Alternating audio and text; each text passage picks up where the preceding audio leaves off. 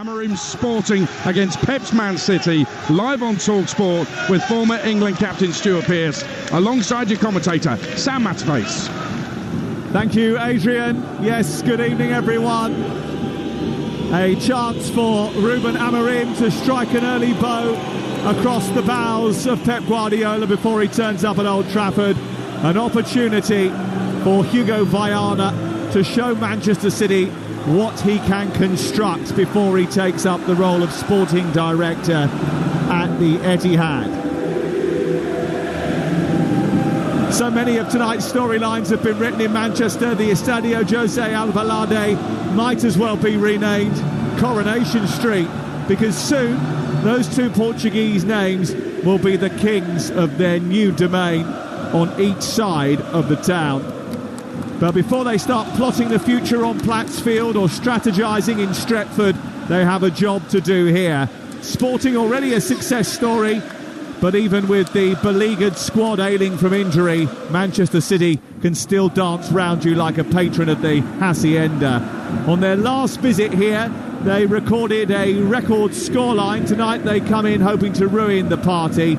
It is Ruben Amorim's final home game in charge of Sporting before he inherits a team in the bottom half of the Premier League. I'm sure he would have much preferred to have faced someone else. The action is on the way after we've got a goal update from Hillsborough. Alan Biggs. It's Sheffield Wednesday 1, Norwich City 0. Josh Windass is the scorer of the early goal after an impossible miss just before that by Ike Ugbo, who headed sideways right on the goal line. But his team are ahead. Sheffield Wednesday 1, Norwich 0.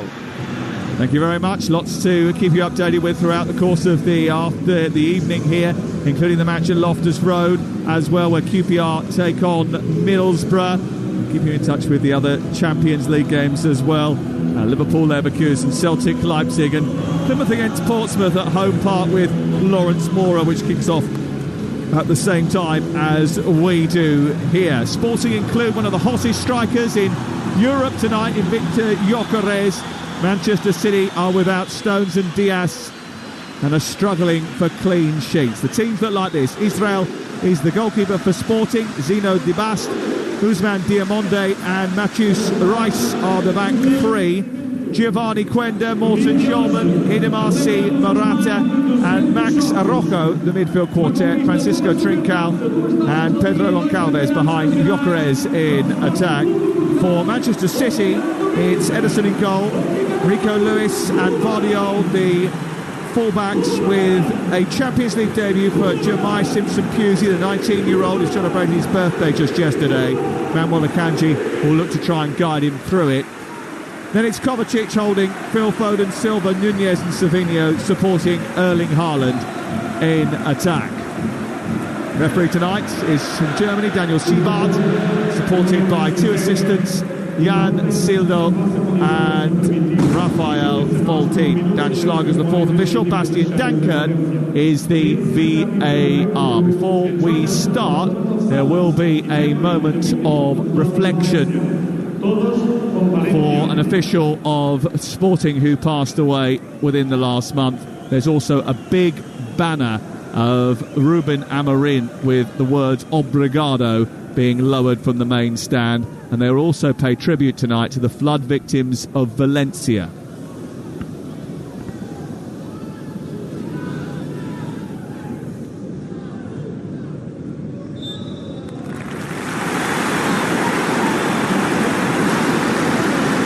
Ruben Amorim wants to sign off in style. Manchester City want to give him a taste of what to expect when he lands next Monday in the Premier League. Stuart Pearce has managed Manchester City. They haven't conceded in the Champions League yet this season, but they've looked vulnerable recently, and now they have to deal with a strapping Scandinavian who can't stop banging in goals.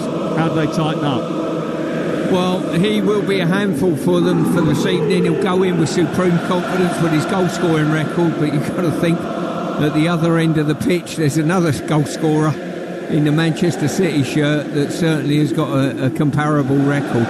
Be an interesting one tonight, and City come into this probably with two defeats, which is extremely unusual for them. So it's important they steady the ship and get another 3 points if possible. A few flares go off, and all of the supporters of Sporting have got green and white scarves above their heads, singing the Sporting anthem. Sporting shooting from right to left in the first half with black shirts with green hoops and black shorts, and Manchester City in light blue jerseys with white shorts attacking the goal away to our right hand side. It's an emotional atmosphere inside the stadium. Obrigado Amorim is the theme, and Manchester City are already on the hunt. Sporting want to extend their unbeaten run. City want a response. The ball goes in towards the edge of the 6-yard box looking for Akanji. It's flicked away by the Sporting defence, and Rico Lewis hits the ball straight into the midriff of the young attacker Max Araujo on the left-hand side.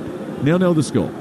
Yeah, I would fully expect Ruben Amorim to be, when he moves to Manchester United, to be sleeping tightly in the evening, knowing full well he's got Gabby Agbon-Lahore at the end of a phone call in case things go badly wrong. Just in case. Just in case. Just to remind him of those things that they learnt on that special UEFA B licence course back in the day. I think Gabby told a story about how he went to relax on those courses, Ruben Amorim, how he sort of dealt with his downtime. Let's just say that Gabby was in bed before Ruben Amorim, I think. But Gabby does go to bed very, very early. Here is Gvardiol on the left-hand side, back towards Phil Foden, who drops into midfield. City moving up towards the edge of the Sporting penalty area. It's played out wide towards the left. There's a cloak of smoke which is drifting over the pitch after a few pyrotechnics which were launched just before kick-off here. And Manchester City just keeping possession inside Sporting territory and then working it back to the goalkeeper Ederson, who wasn't expected to play tonight. In fact, Pep Guardiola was asked a direct question about that yesterday. Will Ortega play? Yes was his response. Here is Bernardo Silva over on the far side for City. Infield it goes to Josko Gvardiol. Sporting maintain their 100% record in the league this season on Friday night. They beat Estrella 5-1 at home. City now second in the Premier League, 2 points behind the leaders Liverpool after Saturday's defeat at Bournemouth, and they will be keenly keeping up to date with what happens in that game tonight between Liverpool and Leverkusen, because they will hope to try and close the gap on them at the top of the Champions League table as well. First opportunity on the ball for Jamai Simpson-Pusey, who takes it down, plays it into Kovacic, who immediately tries to toss it over the top of the Sporting defence. He finds Matis Nunes, who gets into the box, goes one way then the other, a right-footed cross, deep towards the far post, looking for Haaland, and it's flicked away by Ousmane Diamonde and out on this near touchline. Yeah, there was speculation about how City will line up. It's going to be Nunes on the left-hand side, Silvinho on the right-hand side, either side of Haaland, with Silva and Foden in the middle, and obviously Lewis coming from right back in to join them, and Kovacic to almost make a box of four when they're in the build-up. Yeah, Bernardo Silva just getting a little tap on the back of the head from the goalkeeper Franco Israel as the corner comes in from Foden. It's a deep one. Israel comes out, launches his arms into the sky. 7 clean sheets in 9 appearances for the Uruguayan. He grabs the ball and bowls it out into the feet of Zino Dibast, who pushes it into the captain, Morten Kjellman. It's given away by Morita and then come back towards Foden, who strikes it from distance and scores. 4 minutes in, a sloppy moment where Morita, playing out from the back, has given the ball away. Foden's turned it over, made 2 steps towards the edge of the box and hit it like a rocket past the goalkeeper, who spilt it through his hands. And Sporting are already behind against Manchester City. It's the worst possible start for Amorim. It's a fantastic start for Foden. Yeah, woeful giveaway in the centre, literally just outside. Morito, it was, as you said, received the ball and the City net tightened on him, namely Foden. And Foden picked the ball up, he's hit the strike, and it must have took a deflection because the goalkeeper's just collapsed to his left-hand side. It's difficult to tell from the angle we've got on replay here. Couldn't see at the time. Looked a horrible goalkeeping error. And I think he's just missed it. He's collapsed to his left-hand side, floured with his right leg, but poor goalkeeping error. But good finish by Foden and a good start for City. Perfect start for Manchester City, who won here 5-0 not so long ago. And Ruben Amorim's chance to try and win over his new fans before he's even arrived with Manchester take an early dent. Here is Rice on the near side. Towards the left and Max Araujo. In he goes to Hjulman. Hjulman forward. Pedro Goncalves didn't quite read that. And it's out of play on this near touchline. They are going to have to rely on the goal-scoring prowess of a superstar Scandinavian that has got tongues wagging. Victor Gyökeres almost got Coventry promoted with his 38 goals across 2 seasons. He's got more goals than Erling Haaland this season. And he hasn't touched the ball yet. It's been all Manchester City. Silva into Nunez, back to Gvardiol, and then back to Gvardiol again on that left-hand side before he tussles with Trincao. The ball spills into Matheus Nunes, former Sporting player, gets it back to the edge of the penalty area. On the hunt once again, Manchester City, with Kovacic pushing it into the path of Gvardiol. Across it goes to Foden. Lovely little touch. A little flick by Silva. Comes back to the edge of the area. Kovacic with a strike. Takes a deflection. And then pops behind and it's away for another corner. It's all Manchester City. Well, I was going to say to you, Sam, before City scored, that it's quite an impressive record that Sporting have got this year. I think they've conceded 3 goals, is it, in 10 games? In the league, in the league, which is quite incredible, really. And then give the ball away. And obviously, City have had 2 or 3 efforts at goal at this early stage and are in full command. Pretty impressive start from City as the ball goes into the box. It's popped away by Diamonde. Comes to Savinho, who sets it back for Lewis, and then on to Foden again, who turns it back in field where it's collected by Rico Lewis. 10-15 yards back from the edge of the penalty area on the right. City on the attack. Araujo tries to hold off Savinho. It's a poor pass by him. It's been pinched by Pedro Goncalves. And now a chance for Gyökeres to run. And he's running free into the City half. He's faced up by Edison. He tries to scoop it over him. He didn't get any loft on it. Straight into the hands of Edison. What a miss that is by the informed Scandinavian. He scored 20 goals in 16 appearances this season. He ran from the halfway line unchallenged to the edge of the box. Edison stood his ground. It looked like an easy finish. He made it difficult.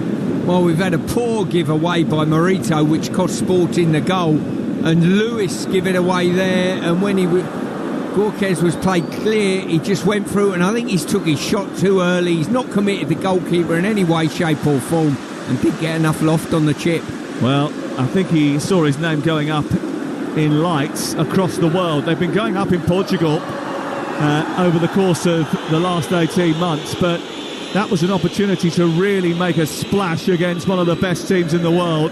And that high line of Manchester City's was exposed there, Stuart Pearce. Just a quick turnover inside Sporting territory, and he was in. And Haaland's in at the other end now. A left-footed shot from the edge of the penalty area, swatted away by the goalkeeper. Comes back out to Silva, who leaves a little bit on the central defender, Debast, and he tries to clear, and it's going to be a free kick. Another chance. It certainly was, and it was the strength of Haaland that created the chance. The goalkeeper's gone down a little bit too soon, but managed to get a big right hand up to it to clear it. We're looking at the replay now. Lewis has given away badly, and he had so much time to go through. And it was a pathetic effort, I've got to say, for a goal scorer on the form easy. Here on the right side, Trincao trying to trick his way into the box for Sporting, and he runs out of room. Well, Gyökeres is a big, thick-set, powerful, blonde Scandinavian striker. A ruthless finisher. Remind you of anyone? Well, his finish was just a little bit off as he went bursting through the box. And although people will say, well, Haaland would have scored a goal like that, actually Haaland missed from half a yard out on Saturday, so no one's taking anything for granted at this moment.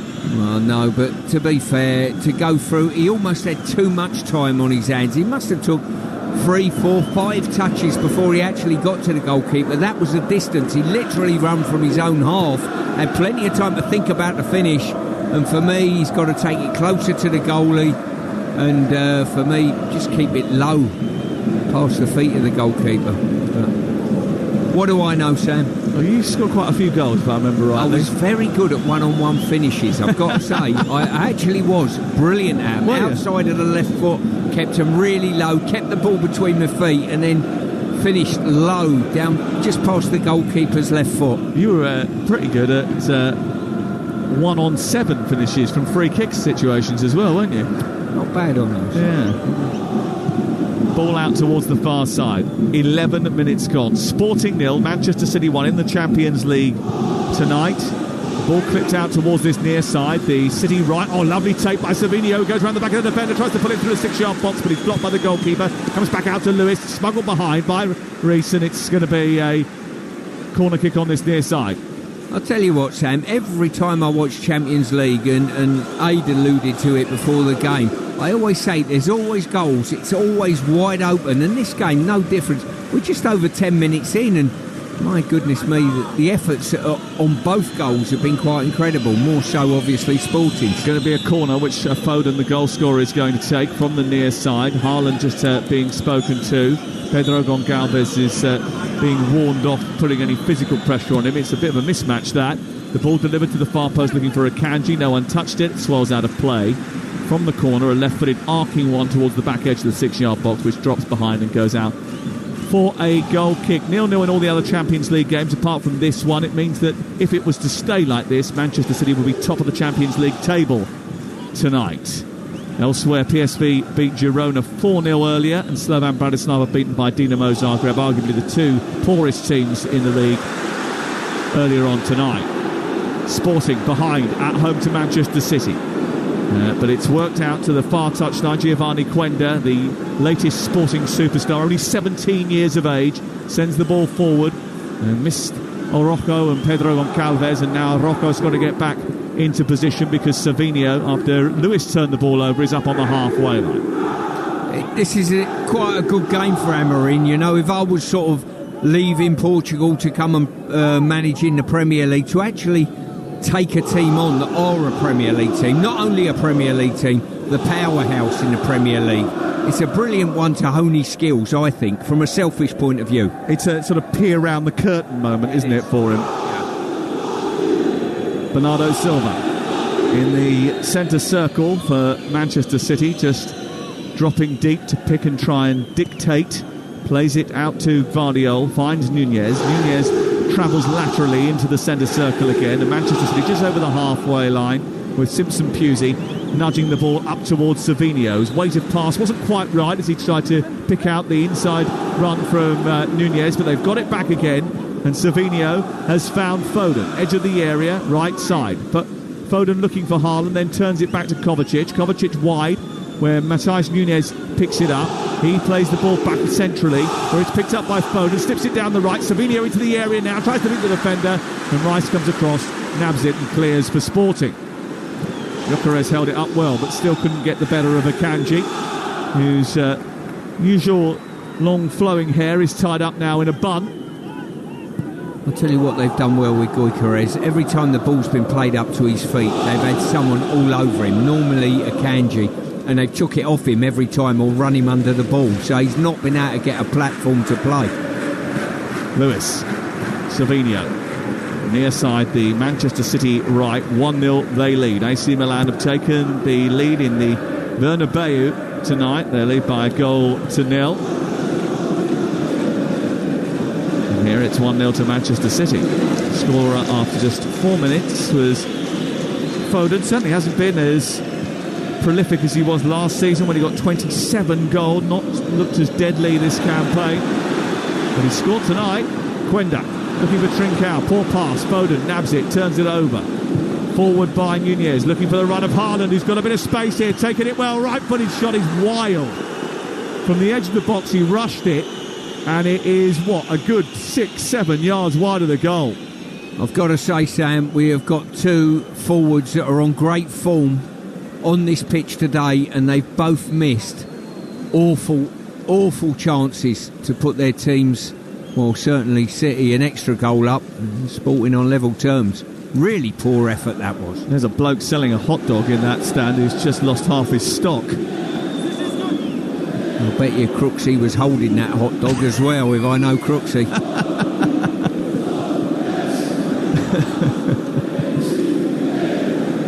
Manchester City have looked a little bit out of sorts, and Erling Haaland hasn't been immune to that. The foundations haven't been as solid, their attack not as sharp in recent weeks. They haven't lost 3 in a row for 3 years, if you count across seasons. A lot longer than that if you don't. Here's Gyökeres down the left, trying to get up to the edge of the penalty area. He's brushed aside the young defender, then played it against him and lost the ball, and then complained that there was a handball there. The referee said nothing doing. Off to Loftus Road tonight, and Talksport in Abrahams. 31 minutes gone. Queen's Park Rangers 0, Middlesbrough 1. Ball down the right hand side, played into the near post for Riley McGree, the Australian, to score. It's Queen's Park Rangers 0, Middlesbrough 1. Back here in Lisbon, Victor Gyökeres screaming for a penalty to be given against young Jemai Simpson-Pusey. His hand was by his side. It was flicked up and sort of touched his fingers, which were lolloping by his side. I mean, it was very, very minimal contact. But to appeal for a handball there, I mean, it was almost laughable, Stuart. Yeah, I think he's basically, as he's being fronted up by the defender, he's flicked the ball at his hand in the hope that he would get a penalty, but nothing showing. But the one thing it did do, once again, balling behind the back line, caused the odd problem for City. And he is strong, isn't he? You can see that. Very strong, and fast. Victor Gyökeres, who did very well for Coventry City. Scored a lot of goals during his period there. 38 over 2 seasons as Ederson comes out from his goal mouth into the right full-back position to clear before Max Orozco can get there. It goes out and away for a throw-in on this near side to Sporting. 17 gone, really good game so far. Had a good game last night in the Premier League when Fulham came from behind to beat Brentford by 2-1 with 2 goals in stoppage time from Harry Wilson.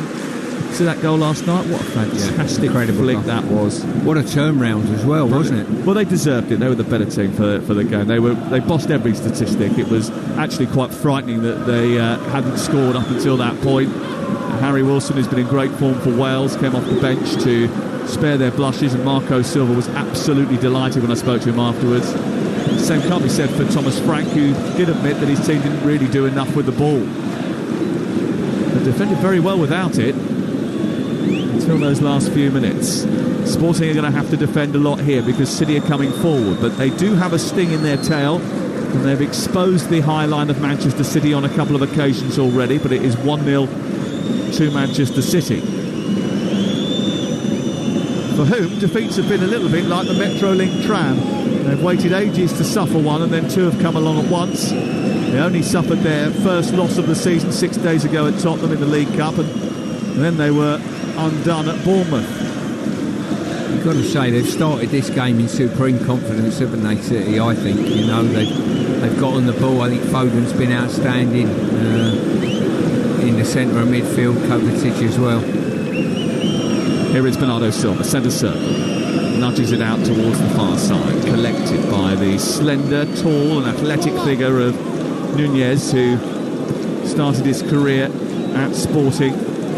Is a paid-up member of the Sporting fan club, and there's quite a few Portuguese in that Manchester City squad.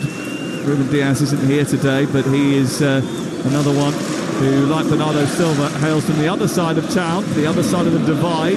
Ederson played at Benfica 2. There's been another goal at Loftus Road for Ian Abrahams. Queen's Park Rangers 0, Middlesbrough 2 in 4 minutes for Borough. Finn Azaz this time down the right hand side, ball into the middle for Tommy Conway to poke in 8 yards out. QPR 0, Middlesbrough 2. And another goal at Hillsborough, Alan Biggs. Yeah, Sheffield Wednesday double their lead. It's 2-0 now against Norwich. A free kick into the box, and Dominic Iorfa heads home. Poor from Norwich, but Sheffield Wednesday doing great here. Sheffield Wednesday 2, Norwich 0. Yeah, Carrow Road is a sanctuary for Norwich, but away from home, a couple of struggles this season. And they're behind by 2-0 to Danny Roll's team. 20 minutes gone. Sporting 0, Manchester City 1. This is Talksport. Over on Talksport 2, we've got live commentary tonight from the Championship. If you want to listen to it, download our app, and you can get Bristol City against Sheffield United right now with Chris Owelamo and Ian Danter. Here we're focusing on the Champions League, where Manchester City have led since the 4th minute of the game and have had almost 80% possession, Stuart Pearce. Yeah. Oh, a mistake by the goalkeeper. He's been harassed by Haaland. He just about recovers, turns the ball out towards the far side and gets away with a massive brick. I tell you what, I don't know whether Sporting are used to operating at a slower tempo. They probably are in the league football, but City have got on top of them, pressed them really well, got the goal from it, and the goalkeeper's received the ball. Haaland's on top of him before he can blink. And if you're in that sort of trouble, you're better off just picking it up and taking the free kick, to be honest with you. Well, interestingly, if you were listening to this show, the build-up to the show, Paul Hurst, the sports writer of the Times that follows Manchester United and Manchester City, has been in Lisbon all week. Oh, they've given the ball away again, and it's been picked up by Savinho this time. Tries to turn it in the centre. It's headed away by Goncalves. Picked up by Savinho again, and Manchester City have got Sporting pinned in once more. Well, Paul Hurst was saying he went to the game on Friday night, and the pace difference between what to expect in the Premier League and what he saw was completely chalk and cheese. Yeah, and you can tell that in the players. You know, they've received the ball in areas that will be more than adequate potentially in league games, but certainly with City pressing as they are, it's a big problem. It's only 1-0 to Manchester City, but they've been on top in most departments. They've given one or two chances away though. Here's Nunez into Lewis, who tries to feed Haaland. Instead he has to go wide towards Savinho, whose shot is deflected behind by Reece, and it's out for a corner on this near side. But it's chance after chance for City at the moment, and Sporting just hanging on in there. You're exactly right there. As I say, if it was 2 or 3-0, well, probably, if I'm being kind to Sporting, they deserve the goal as well. But City probably deserve to be more than 1 goal up at this moment in time. Corner kick. Way to our right, it will be an in-swinger from the left foot of Foden, who drifts it towards the far post. Vardiol is up there, and he was claiming it hit a Sporting player last and then goes behind, and it's out for a goal kick. Vardiol's been in terrific form. He's scored in each of his last 3 away games for Manchester City. No defender has scored more goals in the Premier League since April than him. It's been a super signing for the club, he really has. As I say, still only very, very young, maturity to come. One of our analysis staff worked with a Croatian team actually, and knew him very, very well, and was always recommending him at West Ham. I don't know if West Ham could have afforded him really. He was 74 million quid. Exactly. I think he moved when he was about 6 for 18 million. Rocco up to Gyökeres again, gets the better of Akanji with a bit of speed, then couldn't find the pass, which was aimed towards Morita and Trincao, but couldn't complete that. It's cut out by Vardiol, and then it's cleared towards the near side where it's collected by Foden. Foden infield, on to Kovacic towards the left, Bernardo Silva. Manchester City keeping hold of possession. In fairness, it is worth pointing out that Manchester City have been on top of the Premier League and still winning despite a few iffy performances before that defeat to Bournemouth. Here is Savinho in towards the near post. What is the goalkeeper doing? A low ball into the near post, and instead of catching it, he's spilt it behind and it's gone for a corner. Yeah, it takes some doing to do exactly what he did. As I say, it was whipped across the face of goal, and the goalkeeper's got 2 solid hands on it. Instead of pulling it into his midriff and securing the ball, bounced off his hands and gone behind the goal. It's almost impossible to do that. He's had a nervous first 24 minutes, I think. It's probably the kind way of describing it, Franco Israel. Here's the corner, another one in towards the near post, flipped away by Gyökeres, helping out his defence. It'll go out for a second successive corner to Manchester City, who lead. And it's just showing the difference between the 2 leagues at the moment. Dominating possession, playing at an intensity and a pace which Sporting are finding it difficult to live with. Ball in towards the near post. Goalkeeper again has sort of fisted the ball away. It's come out as far as Nunez, and then Lewis, who's 15 yards from goal, flicks it back over the top of the defence. Savinho trying to keep it alive. Away by Rocco, and now Gyökeres on the charge again. He's got such power and pace, and he goes bounding down the left-hand side. He's got Goncalves to his right. He collects it back to Gyökeres, keeps it alive well. On to Hjulman, the captain, who scored against England in the European Championships from about 35 yards. Back to Reece. And he goes over the halfway line, and then it's Fjordman who just slows things down. Manchester City flex back into shape, and Sporting have it on halfway. And City leading by a goal to nil. Yeah, he's picked the ball up. He looks a real handful, Gyökeres, when he starts running, doesn't he? You know, very powerful. You get shoulder on shoulder with him. Chances are you're not going to win that potential duel. But certainly struggles slightly on occasion when he's had the ball into feet. He's bounced off him a few times and he's been put under pressure. Trincao touches it through the centre circle to Goncalves. Foden rescues possession back from Manchester City, and then it's thrusted forward by Bernardo Silva. Kovacic, lovely ball in between two defenders out to Savinho. Savinho with a left-footed cross, looking for Haaland, headed down and away by Diamonde. And then Hjulman, under pressure, draws a foul from Kovacic. And it's going to be a free kick on the edge of the D. Off to Celtic. There's a goal for David Tanner. Celtic 0, Red Bull Leipzig 1. Midway through the first half at Celtic Park, the Germans weathered the early Celtic press and then scored from a corner kick through Christoph Baumgartner. Celtic 0, Red Bull Leipzig 1. Well, the Austrian already on the score sheet. Sporting 0, Manchester City 1 here. So Celtic have suffered a couple of defeats, one really heavy one so far. And they've had a good win as well. I did their huge win against Slovan Bratislava earlier in the tournament. They were terrific that night. It's been patchy since then. Here is Foden, trundling down the right. He runs up to the edge of the penalty area. He tries to take on 5 defenders, beats 5 defenders, gets into the box, goes around the outside, and Rice has to come from the right side of the ball just to tuck it behind and put it out for another corner. It's corner, get this, number 8. To be fair, it's probably the only time they haven't looked like scoring when they've had a corner, Manchester City, to be fair. In free play, they look as though they could break down the Sporting back line at any given time. As soon as it goes for a corner, you think, well, that's probably where they're safe. Famous last words coming up. Foden, left-footed, delivers the ball deep to the far post. It's Haaland with a header, and it's cleared off the line by Gyökeres. Told you. I thought that might inspire them to come a little bit closer to scoring. That's by far the closest they've been. The others been not so sure, but on that occasion Haaland's decided to go round the back. Prior to that, it's Gvardiol or Akanji. It's a brilliant delivery by Foden, right deep towards the far post, and Haaland peeled off, headed it back across the face of goal, and it was looping in at the far post, and then there was Gyökeres funneling back to clear off the line for Sporting. 1-0 to Manchester City on Talksport. Wouldn't have been the first time I put my foot in it, would it? You know, in fact, you almost knew what was coming when I made that statement. You really did. I tried to have a gamble on the next goal scorer whilst you were still talking, to be fair. Here is Savinho down the right side, tackled by Max Rocco. Plays the ball centrally onto Kovacic. Kovacic makes a couple of steps forward. You're listening to Sporting Lisbon versus Manchester City in the Champions League, live on Talksport with Enterprise Rent-A-Car. Whatever the mission, home or away, Enterprise helps over 120,000 people every day.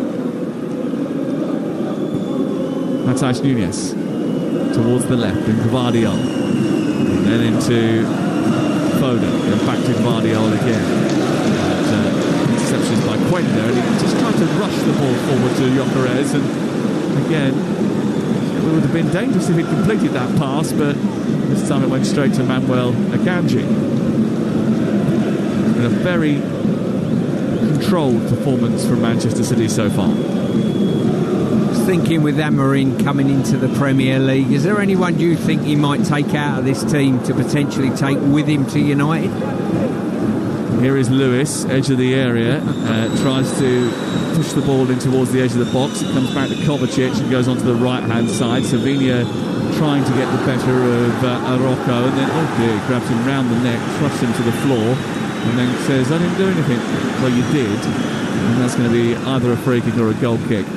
Well, in answer to your question, I think, and I've read quite a lot about it this week, the boys have been out there, a lot of English journalists have been out there for a couple of days actually, sort of hunting stories, and there is sort of almost like a tacit agreement that he's not going to sign anyone in January. I mean, Gyökeres obviously is going to come under scrutiny because Manchester United don't score enough goals, but they do have 2 forwards already. It would mean they'd have to move someone on. Diamande is another one who could be linked. He's a strong, strapping centre-half. I think it'll be interesting to see how he gets on with the personnel he's got, trying to fit them into the system that he appears to be wedded to, Stuart, because like we were saying earlier, wing-backs might be a bit of an issue for Manchester United. Here's Foden trying to get in between the wing-backs, finds Haaland, left-footed volley, saved by Franco Israel. Down low to his right. It was around about 16 yards from goal when he connected with it. Wasn't incredibly powerful, but he did get hold of it. Here's Trancao at the other end, running at the City defence. He goes wide, he's pushed wide by Kovacic. Kovacic has a nibble at him, wins the ball, drags him to the floor, says, "I'll have that, thank you very much." And Manchester City have got it back again. Late by Morita on Savinho, and Pep Guardiola comes out of his technical area to applaud the efforts of Mateo Kovacic. But Haaland at the other end had a chance. Yeah, he certainly did. And it was that man Foden again. He's been instrumental in everything good from City. He's chipped the ball in the box, little bit of outswing on it, perfect for the left foot of Haaland, who's hitch-kicked across the ball, called it sort of a side foot, if you like, try to get the goalkeeper moving in the wrong direction, but credit to Israel, he made a good save on that occasion. Well, at the weekend, I don't think there was much doubt about the fact that Bournemouth were better than City in all departments. It was something that Bernardo Silva referenced yesterday. Pep said it too, but he said his team will be fine. He said it doesn't mean we're not going to win the league. It's a different league now than it was last year. Something that we said on the Premier League All Access podcast this week, actually, which you can download from the Talksport app. Ball flicked forward into the path of Gyökeres by Max Rocco. The idea was right, even if the execution didn't quite work. So let's go off to Anfield and get the latest from Matt Jones. 32 minutes gone, it's still Liverpool 0, Leverkusen 0. Liverpool haven't really got going. They've had one chance. Jones with a shot saved at the other end. Kelleher has denied Boniface and taps over. It's Liverpool 0, Bayer Leverkusen 0. And half-time at Hillsborough, Alan Biggs. Now a clash of styles working to the home team's advantage. Norwich's smooth passing snuffed out. Wednesday more urgent and direct, bringing goals from Josh Windass and Dominic Iorfa with great assists from Marvin Johnson and Shea Charles. Sheffield Wednesday 2, Norwich 0. Vinicius Junior has turned up tonight. He's scored for Real Madrid, an equaliser in their game against Milan. He's scored a penalty. It's 1-1. What did you make of the whole thing about him not turning up to the Ballon d'Or when he found out he wasn't going to win it and Rodri was? Is that something you would do if you weren't going to win the PFA awards? Would you not go? I went every year, well, most years to the PFA do. I even went as a non-league player, actually. Our table was somewhere out in Park Lane. We were so far down the pecking order, Sam. Yeah. Nunez turning the ball into midfield. Haaland, lovely touch by Lewis out wide to the right. Savinho tries to get it onto his left foot, strikes towards goals, blocked by Rocco, spins back out into the penalty area, controlled by the Brazilian winger once again for City, who takes the ball away from the box, then prods it into Lewis, who pops up in a good position. So does Bernardo Silva, who tries to go on the outside of the defender. Diamande does brilliantly, actually, smuggles the ball behind, and it's out off Bernardo Silva and away for a goal kick. Let me tell you a story backing up when I went to the PFA do, why the ball's out of play. My non-league manager at the time was Alan Batsford, who used to be... It's at Wealdstone, is it? Yeah, when I was at Wealdstone. And he said to me at the end of the evening, he said, "Come over here, I'll introduce you to Kenny Sampson." Kenny Sampson was a demigod in my eyes, you know, the England left back and whatever. And he went over, and I was really embarrassed to go over alongside him. And he went over and he turned round and went to Kenny Sampson. He said, "He's a really good left back, this kid." He said, "He'll take your place one day in the England team." How did that make you feel? More embarrassed, to be quiet. Were you well embarrassed when you did actually take his team in the place in the England team? No, the embarrassment had gone then, you know what I mean? I was on my way up. But my good, what a premonition that was. Yeah, it was. Brilliant. That's called spotting talent, isn't it? Half-time at Queen's Park Rangers. Talksport's Ian Abrahams. QPR 0, Middlesbrough 2. 2 goals created down the right and finished in the middle. First Ben Doak for Riley McGree, and then 4 minutes later Finn Azaz for Tommy Conway. Yes, Senny Dieng's had to make saves, but Rangers are right behind the 8 ball now. It's QPR 0, Middlesbrough 2. Goal at Celtic, David Tanner. And Celtic are back in it. It's Celtic 1, RB Leipzig 1, 35 minutes gone. Nicholas Kuhn, the German in the Celtic team, curled one in from 20 yards out. A cracker. Celtic 1, RB Leipzig 1. Haaland running down the left channel, outpacing Diamonde, holding the ball up well, prodding it into the path of Nunez, who comes infield, travels lightly with the ball, is being chased by Wender down the left-hand side. Then Silva tries to aim for the far corner and misses the target. Just popping up in dangerous positions, Bernardo Silva, all of a sudden. Yeah, he was. And I'm just going to highlight here, Haaland has come and dealt with the ball and got involved. And all of a sudden, he come alive eventually, but quite unusual for a striker. He set up play, the ball come to the centre of the box, and there was an opportunity to dart in behind, and he's just basically flat-footed and non-interested in it. And it ended up being Silva, the one that darted in behind and got the strike away. I wondered if he thought he was coming from an offside position beforehand, because he did almost get out of the way of the ball, didn't he? Yeah, he certainly did. He looked very uninterested in the situation, that's for sure, which is unlike him. Ruben Amorim stalking the touchline down in front of us. It's his farewell party tonight for Sporting, who will be promoting their B team manager to first team coach as a result of his departure to Manchester United. Sporting unbeaten in their last 14 games in all competitions. They've won 13 of those as well. The only defeat that they've suffered actually this season was in the Portuguese Super Cup against Porto back at the beginning of August. They've got a 100% winning record in the league. The only other game that they failed to win was a 1-1 draw against PSV. Here's Gyökeres trying to get in behind, outpacing the young defender. Right-footed shot into the corner, and Gyökeres has scored. Sporting exposed the high line.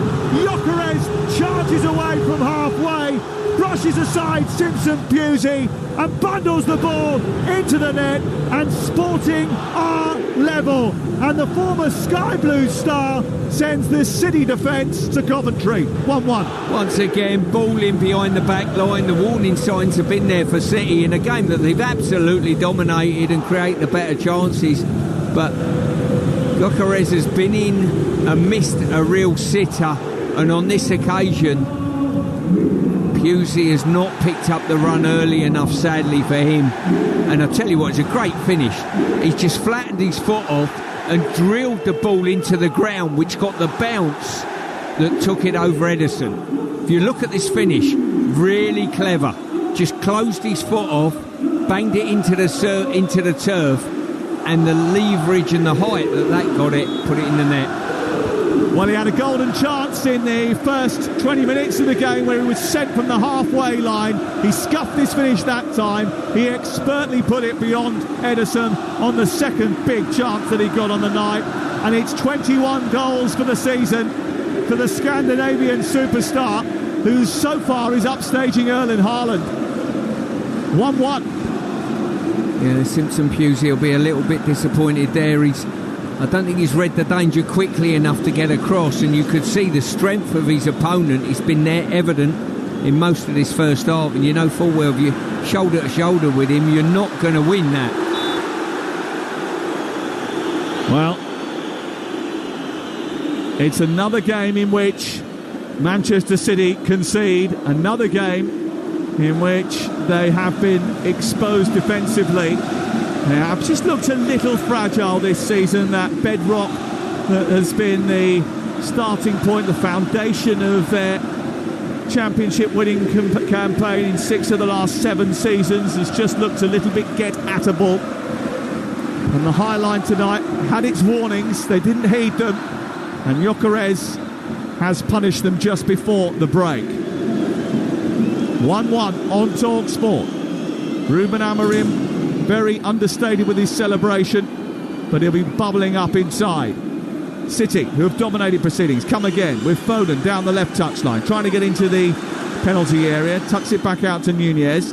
Collected by Gvardiol, he's dispossessed and Trincao is away now, and it's 3-on-2 here if they get this right. Trincao coming forward, plays it to the right. Pedro Goncalves had to check his run. Trincao wants it back, down the right side. A right-footed shot on the run, goes right over the top of the crossbar.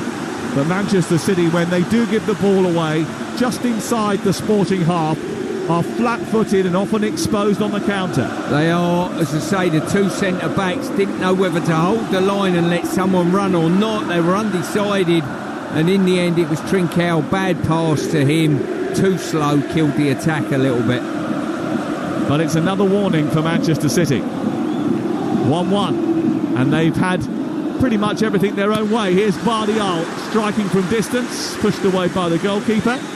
And it goes out on this near side. I think it was Nunez actually who caught that one. And over the top it goes. But they have had pretty much everything their own way in the game here, Stuart, haven't they? Apart from those sort of sporadic border raids by Sporting. And of course they've made this one count, and all of a sudden we're all square. Well, I think they've had 3/4 counter-attack efforts, but when they've had them, the alarm bells have rung for City because they really caused a problem. Ball in towards the near post from the corner. The goalkeeper was surrounded there, but legally so. Free kick's going to be given. It's 1-1 on Talksport. This game brought to you in partnership with TNT Sports, the home of European football. Milan lead 2-1 in the Bernabeu.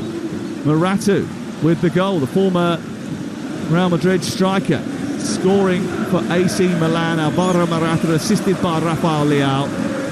And it is 2-1. Fires a rebound inside the left post after the ball breaks through in the box. It's a good finish from AC Milan's new striker. It's been a busy night in the Champions League tonight, and what that means, the goal from Sporting and the goals elsewhere, that if it stays like this, Sporting will go into 6th position in the Champions League and City will drop to 4th. Ball cleared upfield by Israel, the goalkeeper, chested down by Akanji. Just a reminder what's going on with some of the other British teams tonight. Liverpool 0, Leverkusen 0 just before half-time there. Lille leading against Juventus by a goal to 0. Celtic 1-1 with Leipzig is the other scoreline. And if you wanted to find out what was happening with Stockport and Wickham, some of us have got a little bit of a vested interest there. Wickham are leading 3-0 at half-time away at Edgeley Park. Well, we don't want Wickham in good form, do we? Not with this FA Cup tie at Wealdstone coming up. Big FA Cup tie coming up, Stu. Big second-round game. Wealdstone against Wickham. Wickham the second best team in League One. In fact, you may argue, I think they're the top scorers in the country, aren't they, Wickham, at this moment? I think they are. Ball back towards the goalkeeper Ederson as City look to build. 2 minutes before half-time. 1-1 the score. Here is Rico Lewis out to the right, looking for Savinho. Manchester City, who have put all the statistics on the board, but just the ball in the back of the net once. They've had 11 attempts, 5 on target, but their lead was quashed out by Gyökeres's goal just a few minutes ago. Matías Núñez, in from the touchline he goes, touches it into Gvardiol. Gvardiol, little reverse pass, finding Kovacic, who's made a little bit of space. He gives it back to Gvardiol. Núñez takes over. Haaland's waiting inside the penalty area. Bernardo Silva just popping up in between the lines, just trying to find a little position to offer a pass. It's given by Simpson Pusey to Foden. Foden into Silva, who just peeled away from the big central defender, Zeno Debast. And it goes out of play and away for a goal kick. Let's go off to Anfield. What's happening? Here's Matt Jones. There's been a goal ruled out. Still Liverpool 0, Leverkusen 0, but Leverkusen have just had the ball in the back of the net. Brilliant finish from Frimpong from just inside the area, but he brought his right arm onto the ball to control it, and it was therefore ruled out. Liverpool 0, Leverkusen 0. Sporting 1, Manchester City 1 on Talksport. Back with Adrian and Matt at Anfield at half-time. And here in the Jose Alvalade Stadium, Manchester City have dominated proceedings, but have found themselves pegged back by none other than Victor Gyökeres. What a record he has got. 17 appearances, 21 goals, 9 goals in his last 5, 4 on Friday night, 1 here this evening. Savinho down the Manchester City right, on the attack for Pep Guardiola's team, trying to hold off Max Rocco, who's been having a real tussle with down this near touchline. His cross is fended away by the Sporting defence, and Simpson Pusey got caught slightly, almost gave the ball away to Hjulman, and now the ball has been released towards Gyökeres. There was a little bit of a stretch there by Kovacic. It's going to be a yellow card for him, and a free kick going in Sporting's direction. Yeah, just a good pressure there by Sporting. It was Simpson Pusey that ended up delaying on the ball a little bit, and you could see the press getting more and more accelerated the longer he took to deal with the ball. Card for Mateo Kovacic in additional time at the end of the first 45. There is just the one added minute on Talksport. Sporting Lisbon 1, Manchester City 1 in the Champions League, live on Talksport with Enterprise Rent-A-Car. Enterprise has vans of all shapes and sizes, so if you've got a plan, we've got a van.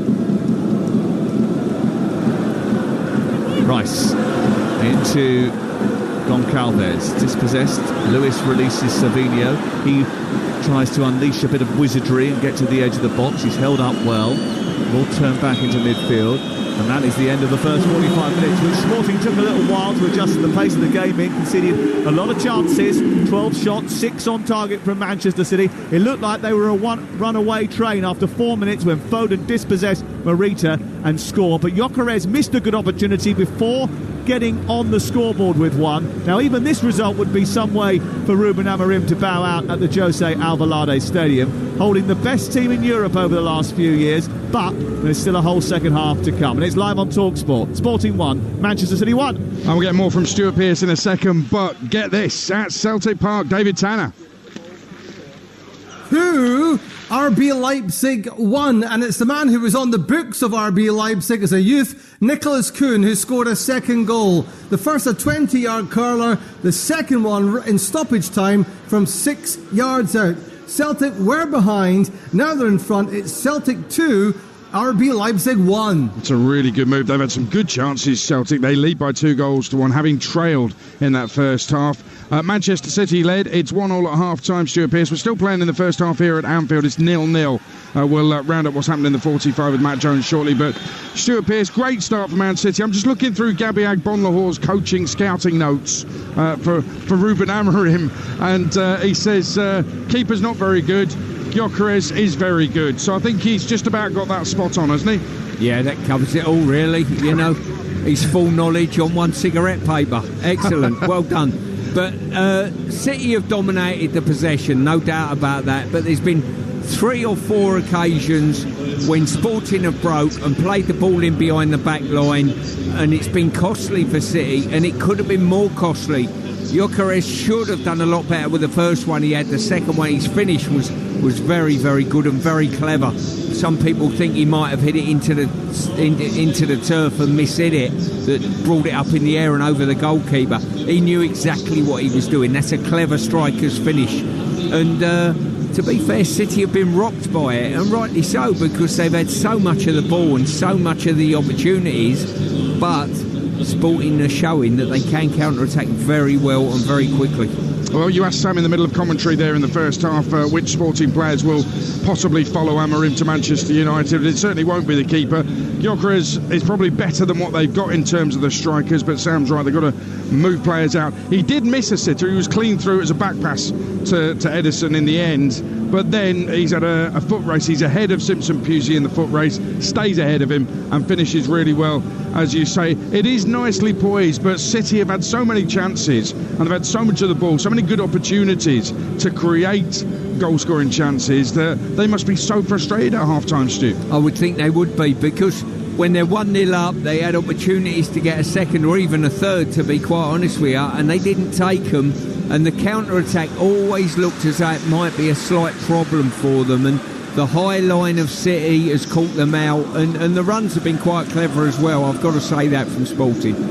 For the time being, Stuart, thank you very much. On live on Talksport, it is Sporting 1, Manchester City 1. Let's bring you the half-time here at Anfield. Alongside me, Matt Jones. It's Liverpool 0, Bayer Leverkusen 0 at the break. Liverpool have not really got going. They haven't created the chances that they would like, and Anfield has been pretty quiet because of it, apart from one particularly grumpy fan behind us, Adrian, who's been making lots of noise throughout the game. But Liverpool have had 2 or 3 chances to break the deadlock. All of their shots, though, the most recent from Gakpo, one from Salah and another from Curtis Jones, straight at the goalkeeper Hradaki, who has had a particularly easy night. At the other end, Tapsoba was denied by Kelleher, who was beaten as the half-time whistle approached. A lovely finish from Frimpong as he burst onto a ball down the right, but he controlled it quite clearly with his right arm, flapping it out and bringing it down so he could burst forward. He seemed surprised that the whistle had been given, but it is the most blatant handball that you will see all season. So still waiting for goals here, still all to play for. Liverpool 0, Bayer Leverkusen 0. And we've got half-times in 2 8 o'clock kickoffs in the Championship. Swansea lead Watford 1-0. The only goal from Miles Peart-Harris on loan from Brentford. Swansea 1, Watford 0. Half-time at Home Park in Devon as well. Lawrence Mora. Yeah, Plymouth 0, Portsmouth 0. Pretty flat first half, and you can certainly see why both teams are where they are in the league table. The visitors probably had the best of it. They've successfully pressed and suffocated Plymouth's attempts to play out from the back. That's led to the home fans being unusually quiet. Pompey's Freddie Potts with a diving header went straight at goalkeeper Dan Grimshaw. Centre-back Regan Paul with a close-range finish, but flagged rightly offside. They were the best of the visitors' few chances. And then on 40 minutes, out of nothing, a looping ball into the visitors' penalty area saw Jabi going so close to finishing, and that lifted the home fans out of their slumber. They found a little bit of extra intensity on the pitch, finished the half on top, but we could do with a nice early goal in the second half. At the break, Plymouth 0, Portsmouth 0. And it is half-time now at Celtic Park in the Champions League. For TalkSport's David Tanner. Celtic 2, RB Leipzig 1. What a turnaround for Brendan Rodgers' side. The team currently second in the Bundesliga took the lead at the midway point of the half. A corner from the left, flicked on by Celtic's Cameron Carter-Vickers, and Christoph Baumgarten headed past Schmeichel. From another Kevin Campbell corner, Captain Willie Orban headed past when he should have scored. So Celtic levelled against the run of play. A terrific solo goal from former RB Leipzig youth player Nicholas Kuhn, who curled one from outside the box via the upright. Kuhn's second came in a minute of stoppage time. A cutback from Taylor on the left. Might have missed it completely. Kuhn did not from 6 yards out. What a turnaround. Celtic 2, RB Leipzig 1. Yeah, fantastic stuff from Celtic. Champions League, 2 early results. PSV 4, Girona 0. Slovan Bratislava 1, Dinamo Zagreb 4. Half-times, Bologna 0, Monaco 1. Monaco a little bit unlucky that what looked to me to be a perfectly good goal ruled out by a VAR check. So 0-0 in Italy. Dortmund 0, Sturm Graz 0. Celtic 2, Leipzig 1. Lille 1, Juventus 0. The Canadian Jonathan David scored again. That's his 4th in the Champions League this season. 5 in 4 all competitions. 15 in 21 for the season for him. He's on fire. Liverpool 0, Bayer Leverkusen 0 here. Real Madrid 1, AC Milan 2. Milan took the lead through a header from a corner. Vinicius Jr. finally has stopped crying. He's dried his eyes about the Ballon d'Or and took a penalty, scored it for the leveller, but Alvaro Morata with a great finish has put Milan 2-1 up at the Bernabeu. And Sporting 1, Man City 1, live on Talksport. Championship latest in the second half. Bristol City 0, Sheffield United 0. That's live on Talksport 2. Oxford 0, Hull 0, QPR 0, Middlesbrough 2, McGree and Conway. Sheffield Wednesday 2, Norwich 0, Windass and Iorfa. And at half-time, Plymouth 0, Portsmouth 0, Swansea 1, Watford 0. And in League 1, Burton 0, Crawley 0. And Stockport 0, Wickham 3. 2 for Richard Kone. Anya Dinmers scored as well. Wickham were 3-0 up in 18 minutes at Edgeley Park. Extraordinary stuff from them. But in the Champions League tonight, Liverpool are being held, and live on Talksport, Man City are being held as well. Second halves to come. The City game brought to you in partnership with TNT Sports, the home of European football. Kick off on Talksport with Ladbrokes. Get money back as a free bet up to £10 if one leg of your Football 5 Plus acca lets you down. Pre-match straight line accas only. Odds are 3-1 or greater. 18 plus gambleaware.org. The Volkswagen Drive Electric sale is here, featuring the ID3, ID4 and ID5.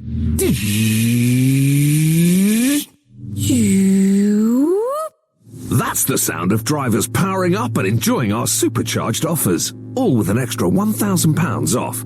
Plus plus a free Omi home charger with standard installation. Experience the electrified world of Volkswagen. Sale must end in 2 weeks for delivery by end of year. UK 18 plus retail customers only. T's and C's apply. £1,000 including VAT saving to on-the-road stock vehicles price. Subject to eligibility. The big Wix event is now on. They've got everything you need to turn your ideas into a reality. From tiles to flooring, doors, kitchens, bathrooms and more. They have everything you need to start your next home improvement project. So whether you want to give your home a little touch-up or a full-scale makeover, shop the Big Wix event. In-store and online now. Click to find out more.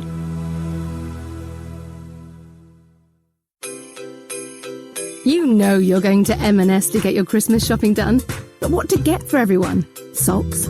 That sequin midi skirt? A nice jumper? A hamper? How about choice? With an M&S gift card, you can pick one up in store or get one delivered to their inbox. Pick one up at your nearest M&S store or search online for M&S gift cards. Gift a little magic with an M&S gift card. Is a Ladbuck, the new way to get rewarded from Ladbrokes. And these are the 100 million Ladbucks we'll be dropping for free at Ladbrokes every week. Collect them on our daily free-to-play games to choose rewards like free spins and free bets. Plus, you can even use them to play your favourites for free in our Ladbucks arcade, like Lock of the Irish and Big Banker X. Ready to start collecting? Play for free at Ladbrokes to get your rewards. 18 plus. Ladbucks expire. Minimum 10 Ladbucks to play in the arcade. No cash equivalent. Full T's and C's apply. BeGambleAware.org. I am a dull presentation in a dull office. I am forgettable, boring, and everywhere. And I am a Canva presentation for a big, shiny business deal. I am clear, confident, and bold. I'm a Canva presentation for a charming soiree, elegant, graceful, like a nice cup of tea on a lovely afternoon. Me, I'm like a Canva prezzo for a trendy campaign, so hot, so now, so viral. Choose from thousands of designed presentation templates on Canva. Design against dull. Talksport bet. If you want to flutter, punters know it's the only place to go. 'Cause you get the form and the latest odds across your sync devices. Plus weekly bet boost prices. Win big jackpots from a classic game of slots. Talksport bet, the broadcast bonus bookie, keeping you on track with all the sporting stats. Steeple chases, even title races, looking after sports fans. You know, 'cause Talksport bet is the app that does all that. It's the only place to go. 18 plus BeGambleAware.org. Jim White and Simon Jordan on Talksport. Mid-morning radio that's up for the job. They're moral ones that need to be marginalised. Concrete sports talk. This is moving as we speak. Rapid setting opinion. Did you pay for a ticket? No, I did a Jim White special. Big names all bagged up. Graham Souness is with us live this morning. Jim White and Simon Jordan. Delivered tomorrow morning from 10 on Talksport by Selco Builders Warehouse. Order online for free delivery at selcobw.com. Champions League live on Talksport with Enterprise Rent-A-Car. Rent from the best lineup in the UK. Enterprise has 450 branches with all the vehicles your business needs. On 1089 and 1053 medium wave, on DAB, online and on your smart speaker. Oh, what a finish! The Champions League live on Talksport. Yeah, it is Talksport. We've got Champions League commentary for you tonight. Sporting 1, City 1. And here at Anfield, it is goalless. There's been fireworks for the whole of the first half for about an hour before kick-off. They're still ongoing. You can probably hear them in the background.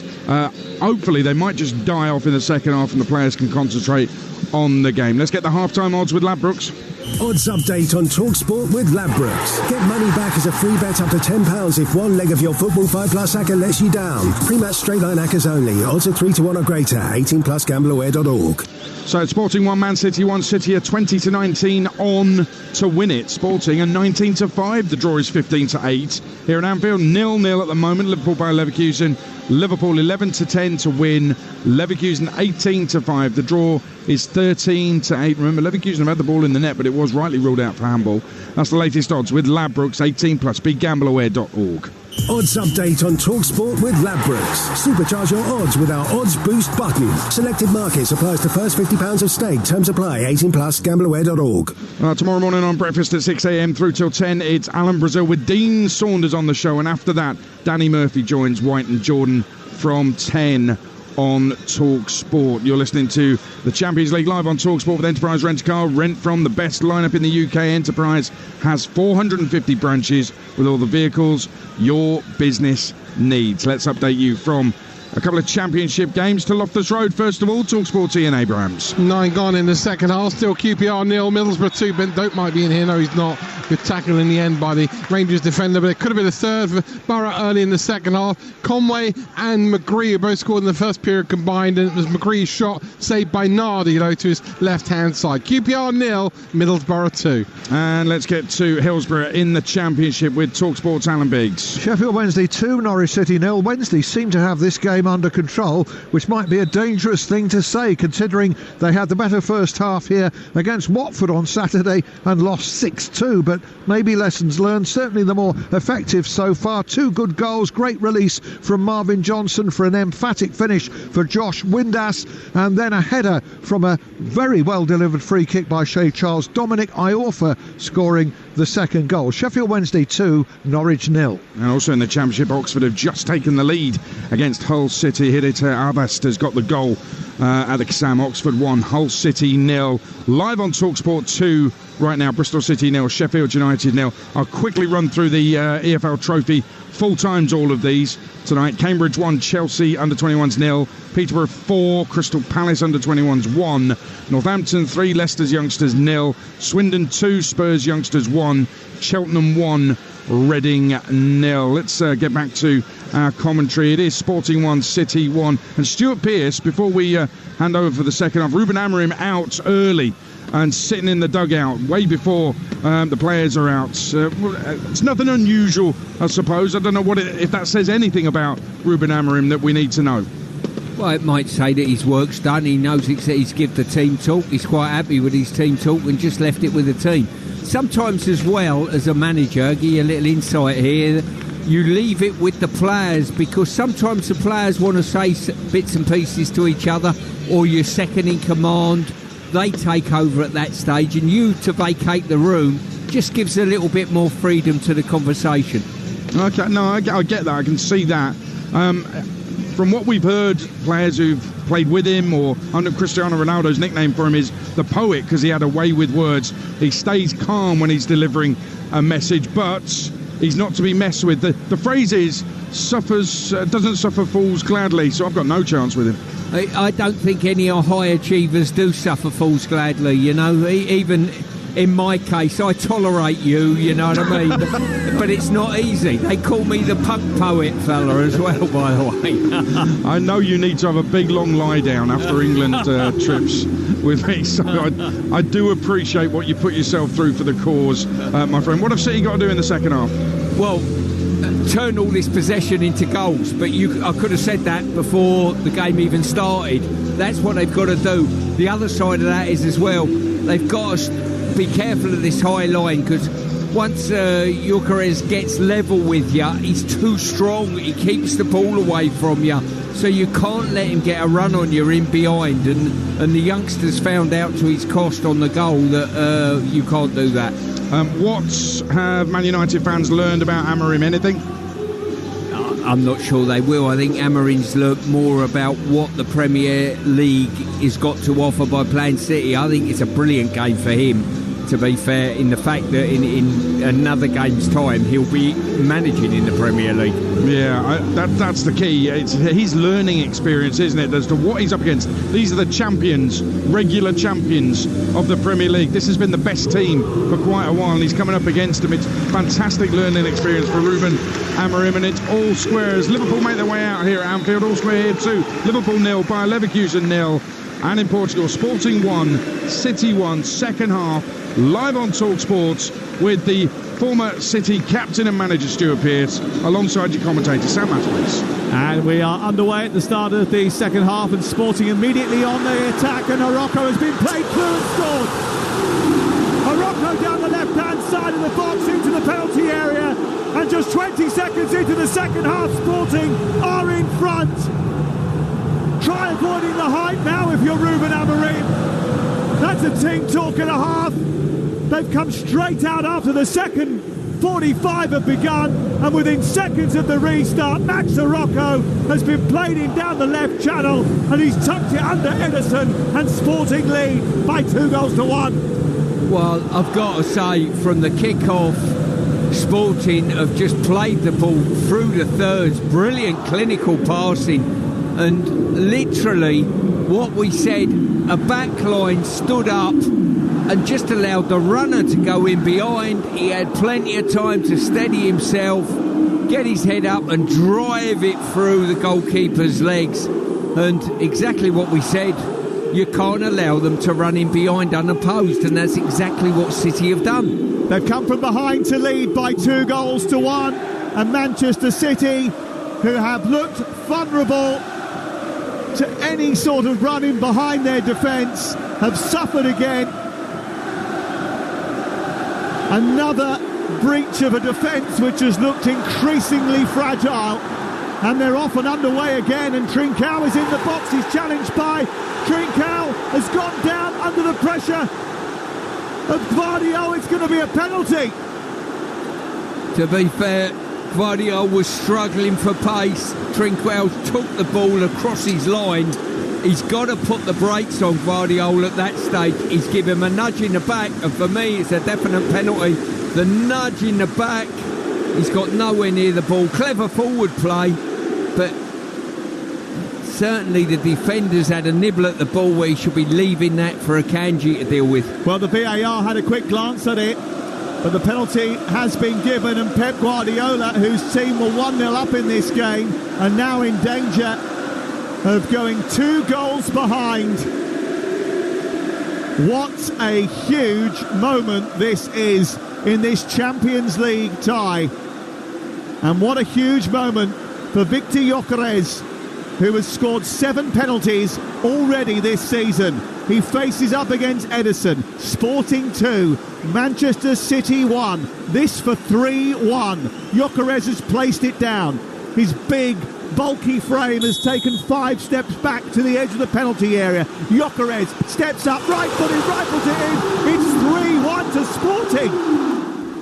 Just 3 minutes into the second half, and Sporting are 3-1 up against Manchester City. A penalty from Gyökeres, his second of the night, and even before he gets to Manchester, Red Ruben is already making Pep feel blue.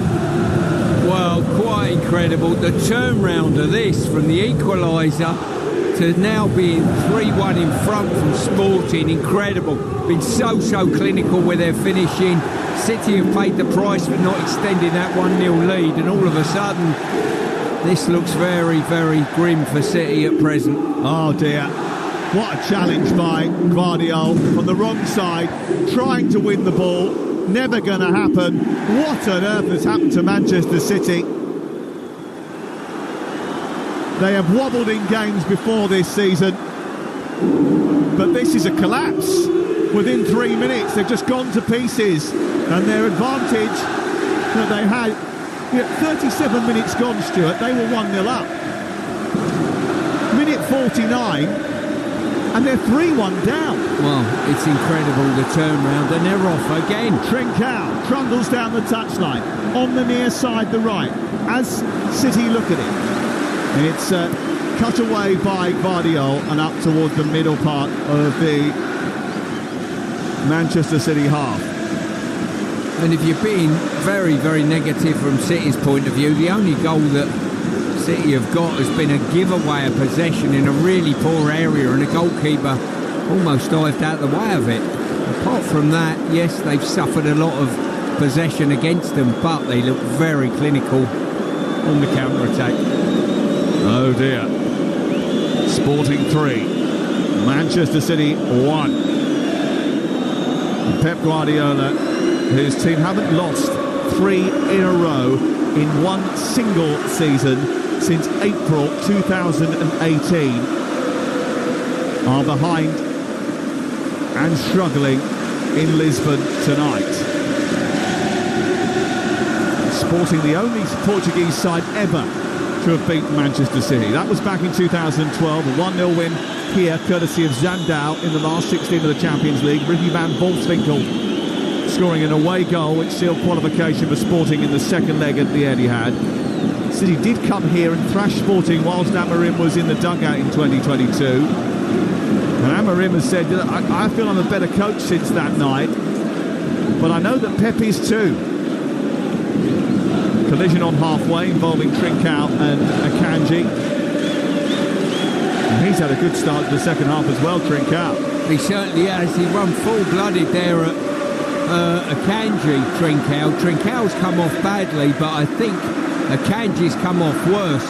He's had a swing at the ball, Akanji, with his left foot, cleared it with his left foot, but it was his standing leg that took a collision on the kneecap, and he looks in a lot of discomfort. That's the last thing they need after losing Ruben Diaz and John Stones to injury, is to lose Manuel Akanji, who is a symbol really of the cheeky Bagiristain recruitment, a badge of honour for them.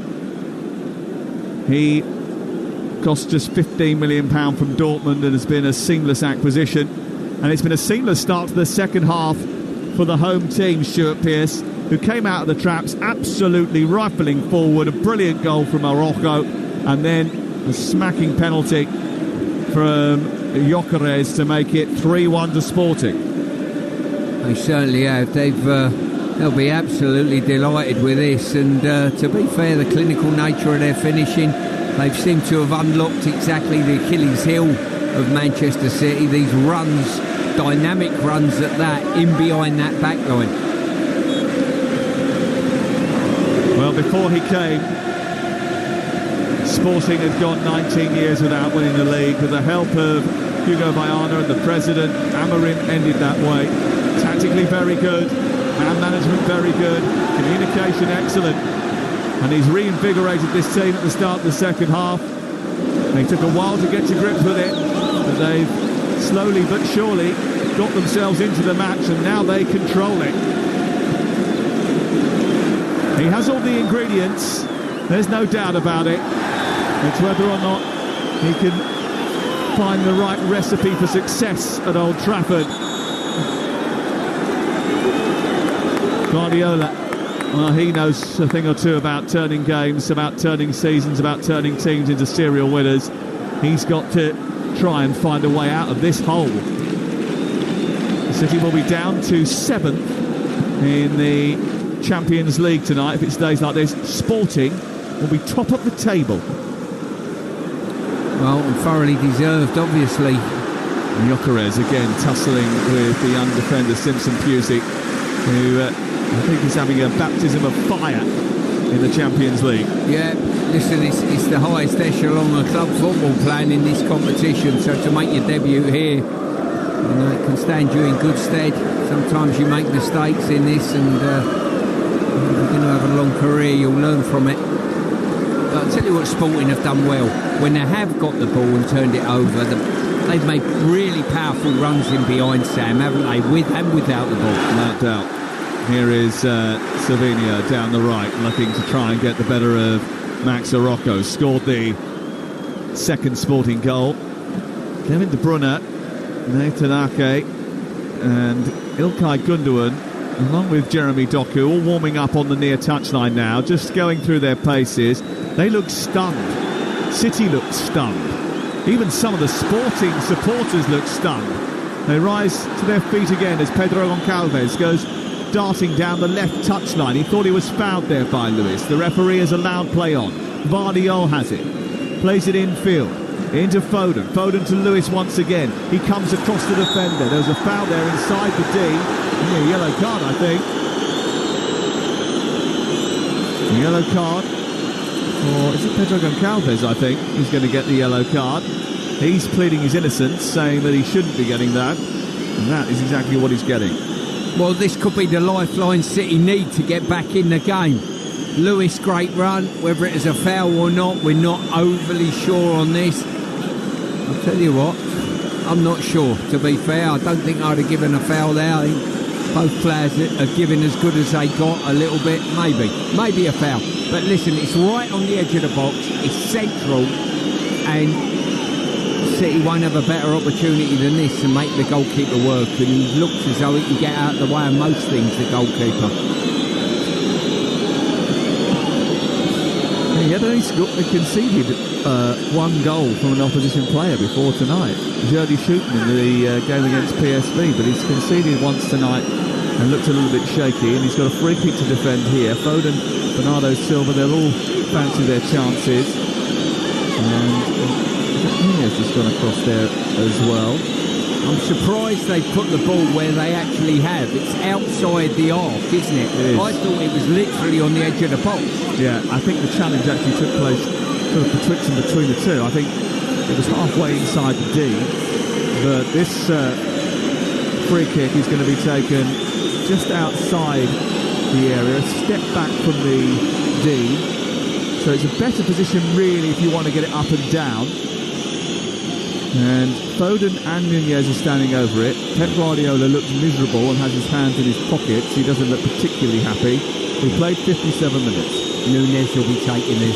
It's Foden who hits it into the wall and it deflects behind and away for a corner. I can't tell you how much that frustrates me. Honestly, just put it the side of the goalkeeper. The goalkeeper's on his way behind the wall as he speaks. He's so nervous that he's going to get done up and down. What a waste. Corner kick to be taken by Nunez, near side, right-footed, sends the ball deep towards the far post. It's headed away by Morita and then back in by Savinho, but then it's going to break for Max Arocco, who looks to try and chase it. The back marker was Rico Lewis, who stopped it from sneaking into opposition territory, and he wins it back and starts to funnel the ball forward, down the right, pushes it into Foden. Foden back to Kovacic wider towards the right, where it's collected by Savinho's deep cross is straight into the arms of Franco Israel. And the bright yellow goalkeeping jersey of Israel brings the ball into his chest and he will kick clear. Goal at Loftus Road, Ian Abrahams. 20 to go, QPR 1, Middlesbrough 2, goal back.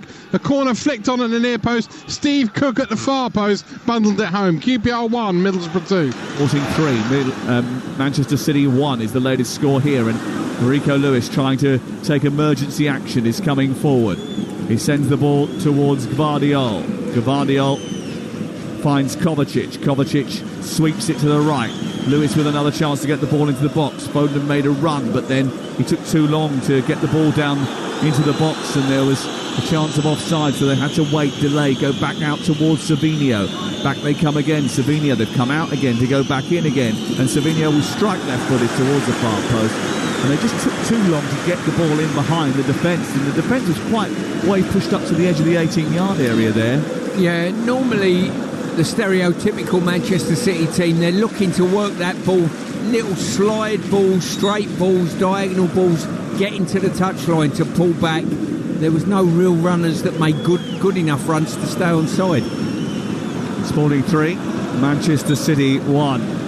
2 goals from Gyökeres, 1 a penalty, 1 from Arocco, just seconds into the second half. And Manchester City find themselves behind here. What an opportunity this is for Sporting and for Ruben Amorim. What a message it will send about his capabilities. It'll be shockwaves throughout Europe.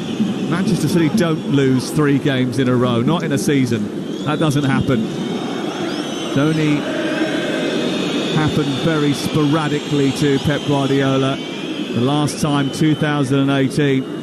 But they're in real danger of suffering 3 straight defeats. A League Cup tie away at Tottenham last Wednesday. What was a correct result down at Bournemouth. There was no fluke that Bournemouth won that game. They were the better team.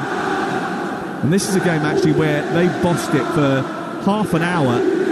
Didn't make their dominance count, Stuart. And then Sporting have come back to bite them in the backside. Yeah, they certainly did. And I'm looking at the 3 sides that have turned them over recently, or certainly not as yet with Sporting, but have given themselves a chance. All very good on the counter-attack very quickly. Here is Savinho trying to shoot from the edge of the box. He comes laterally infield, then left-footed. He takes a deflection, pops up in the air, and it's into the gloves of Franco Israel. Well, Manchester City have reached 2 of the last 4 Champions League finals, but they're down to 7th as it stands in the table. They were quarter-finalists last season, went out on penalties last year. Excluding shootouts, City have actually gone 26 UEFA Champions League games unbeaten. But that is under threat.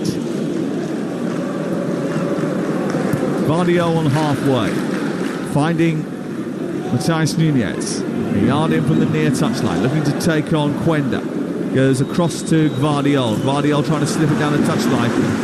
Devas manages to get it clear. Trincao is off and running again. The slide tackle comes in. It's well timed from Akanji. He's recovered from his ailments, and it's out for a throw-in on halfway. Yeah, good challenge there by Akanji. Went to ground, had to win it. Otherwise, he's in the book without a doubt. Manchester City's next fixtures in this competition is Feyenoord at home, Juventus away, Paris Saint-Germain away, Brugge at home. I thought it was going to be a stroll in the park and they'd get into the top 8 rather easily, but Trincao is causing them problems again. Inside the right channel, out to Quenda back to Trincao once more. They're just back from the edge of the area, keeping possession now. Kilman back to Devast, and he will see it all the way back to his goalkeeper. Been a goal at Anfield for Talksport's Matt Jones. It has been coming. It's Liverpool 1, Bayer Leverkusen 0, and what a lovely goal it is. An absolutely stunning defence-splitting pass from Curtis Jones. Puts it between the two centre-halves. Diaz runs onto it and clips it deftly over the keeper. Liverpool 1, Bayer Leverkusen 0. So Liverpool in front. That means that Sporting will slip to second and Liverpool will go top of the table. Aston Villa play tomorrow against Club Brugge. That's live within drive tomorrow from 5:45. Arsenal in action straight afterwards. That's also live on Talksport. Back-to-back games from the Champions League tomorrow. We've got games from the Europa League on Thursday night. Saturday we're at Liverpool for their huge game against Aston Villa. But right now you're listening to Sporting 3, Manchester City 1 in the Champions League, live on Talksport with Enterprise Rent-A-Car. Whatever the mission, home or away, Enterprise helps over 120,000 people every day. Yeah, the game's gone a little bit quiet from City's point of view, and they've not been peppering the goal like they were in the first half, that is for sure. Where do these vulnerabilities come from? Where do these holes appear from, Stuart? Well, the vulnerability, it comes, and what's eroded them a little bit is the ball hitting the back of their net, and it's hit the back of their net because they've not been able to deal with runners in behind for whatever reason. The back lines look very dodgy. They've held the line when they should be dropping off and vice versa, and the bottom line is it's been very, very costly for them. And I think, you know, Bournemouth are a very good counter-attack side, and certainly Sporting are as well, and that's unhinged them. Ake and Walker on the bench. Will he get some criticism, Pep Guardiola, if it stays like this, for selecting a 19-year-old that's never played in the Champions League before at the heart of defence tonight? Well, I don't think he's the only one to blame. Certainly the first one, the equaliser, you could say he's probably not red danger. He certainly hasn't red danger. But in regard to the other goals, I don't think you can put them squarely on his shoulders. No, but do you give criticism to Pep Guardiola, not necessarily the kid, but to Pep Guardiola for picking him? Yeah, no, I get your point.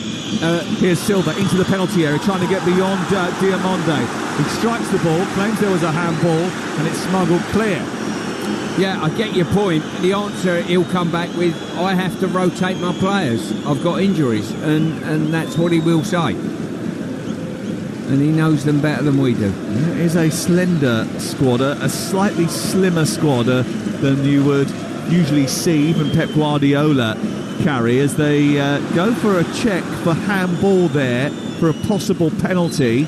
We'll keep an eye on that. It has gone yellow on our screen, and all around the ground here they've got big thick boards which say VAR checkers. Lewis comes forward looking for Silva. It's blocked off by Reece and cleared away. We might have that potential VAR check now. They're going to stop the game, and he's going to, I think, go over to the monitor and give a penalty for handball.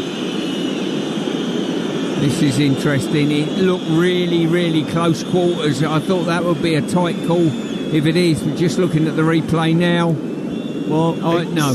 Diamande's arms are out and away from his body, and in Europe I think that's going to be a penalty. I think the ball's been hit into his leg though, and it's ricocheted off his leg up onto his arm.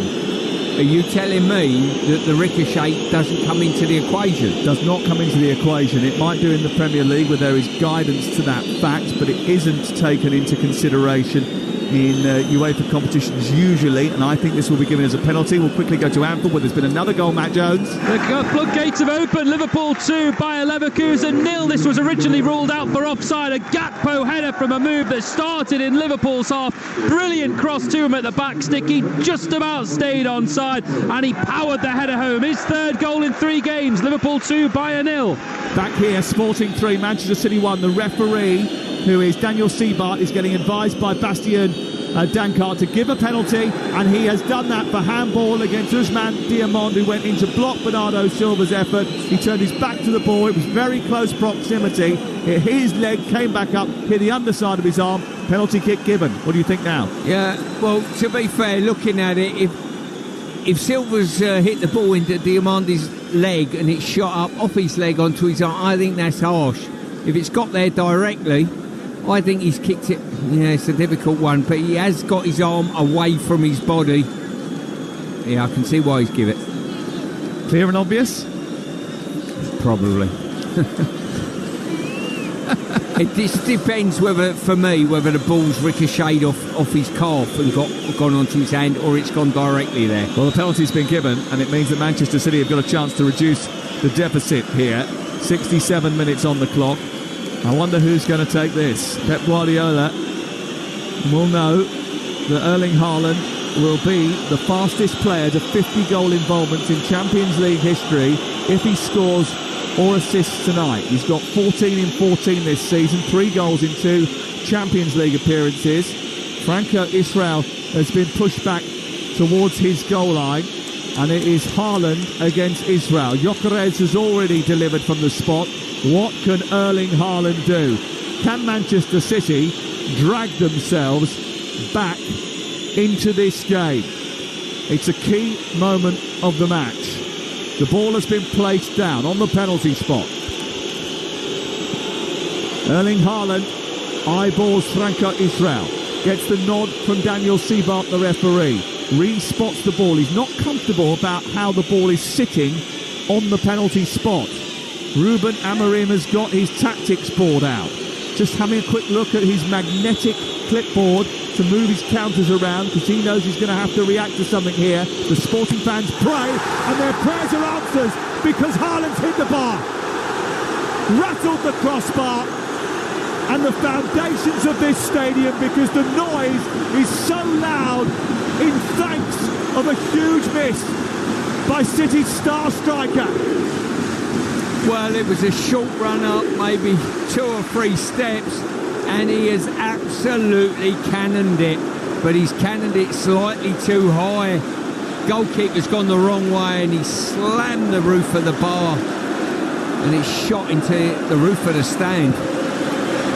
When it is not your night, it is not your night.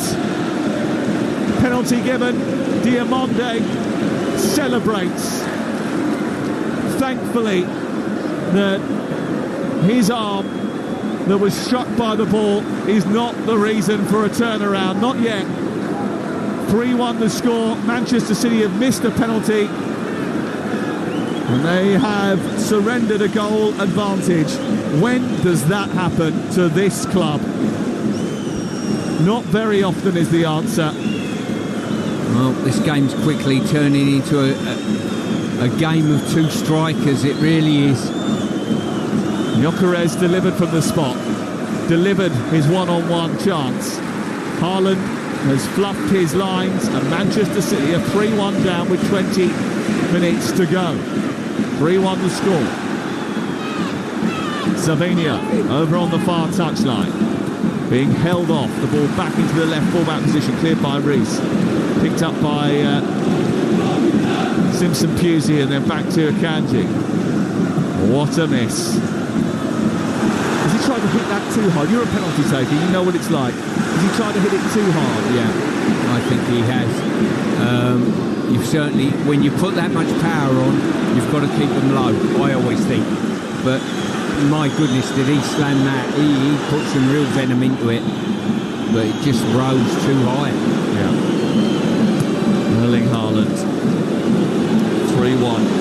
Sporting. Pep Guardiola has got a conundrum to solve here. And you notice, looking at that Manchester City bench, that there are players available, but yet Pep Guardiola has still not turned to them with 20 minutes to go. Here is Kovacic, centre circle. He's asking these players to get him out of the situation they find themselves in. Kovacic found Savinho on the right-hand side. He cuts back in, left-footed, drills the ball forward. It's an easy save for Franco Israel. 3-1. Yeah, I don't know whether that's taken the wind out of City's sails, that penalty miss. Great opportunity to get back into this game and give them a lift, and they failed to do that, and they're really going to have to keep pushing and pushing and hope that there's not another counter-attack from Sporting.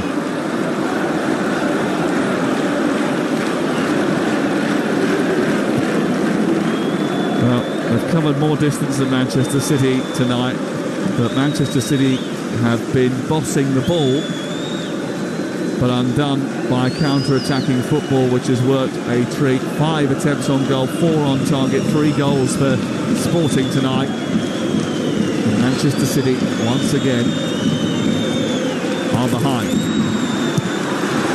Away at Tottenham, away at Bournemouth, away at Sporting. More points dropped. And it might not be devastating, because the group stage is so big now that you can afford to lose a couple of games, drop points, and still be eligible for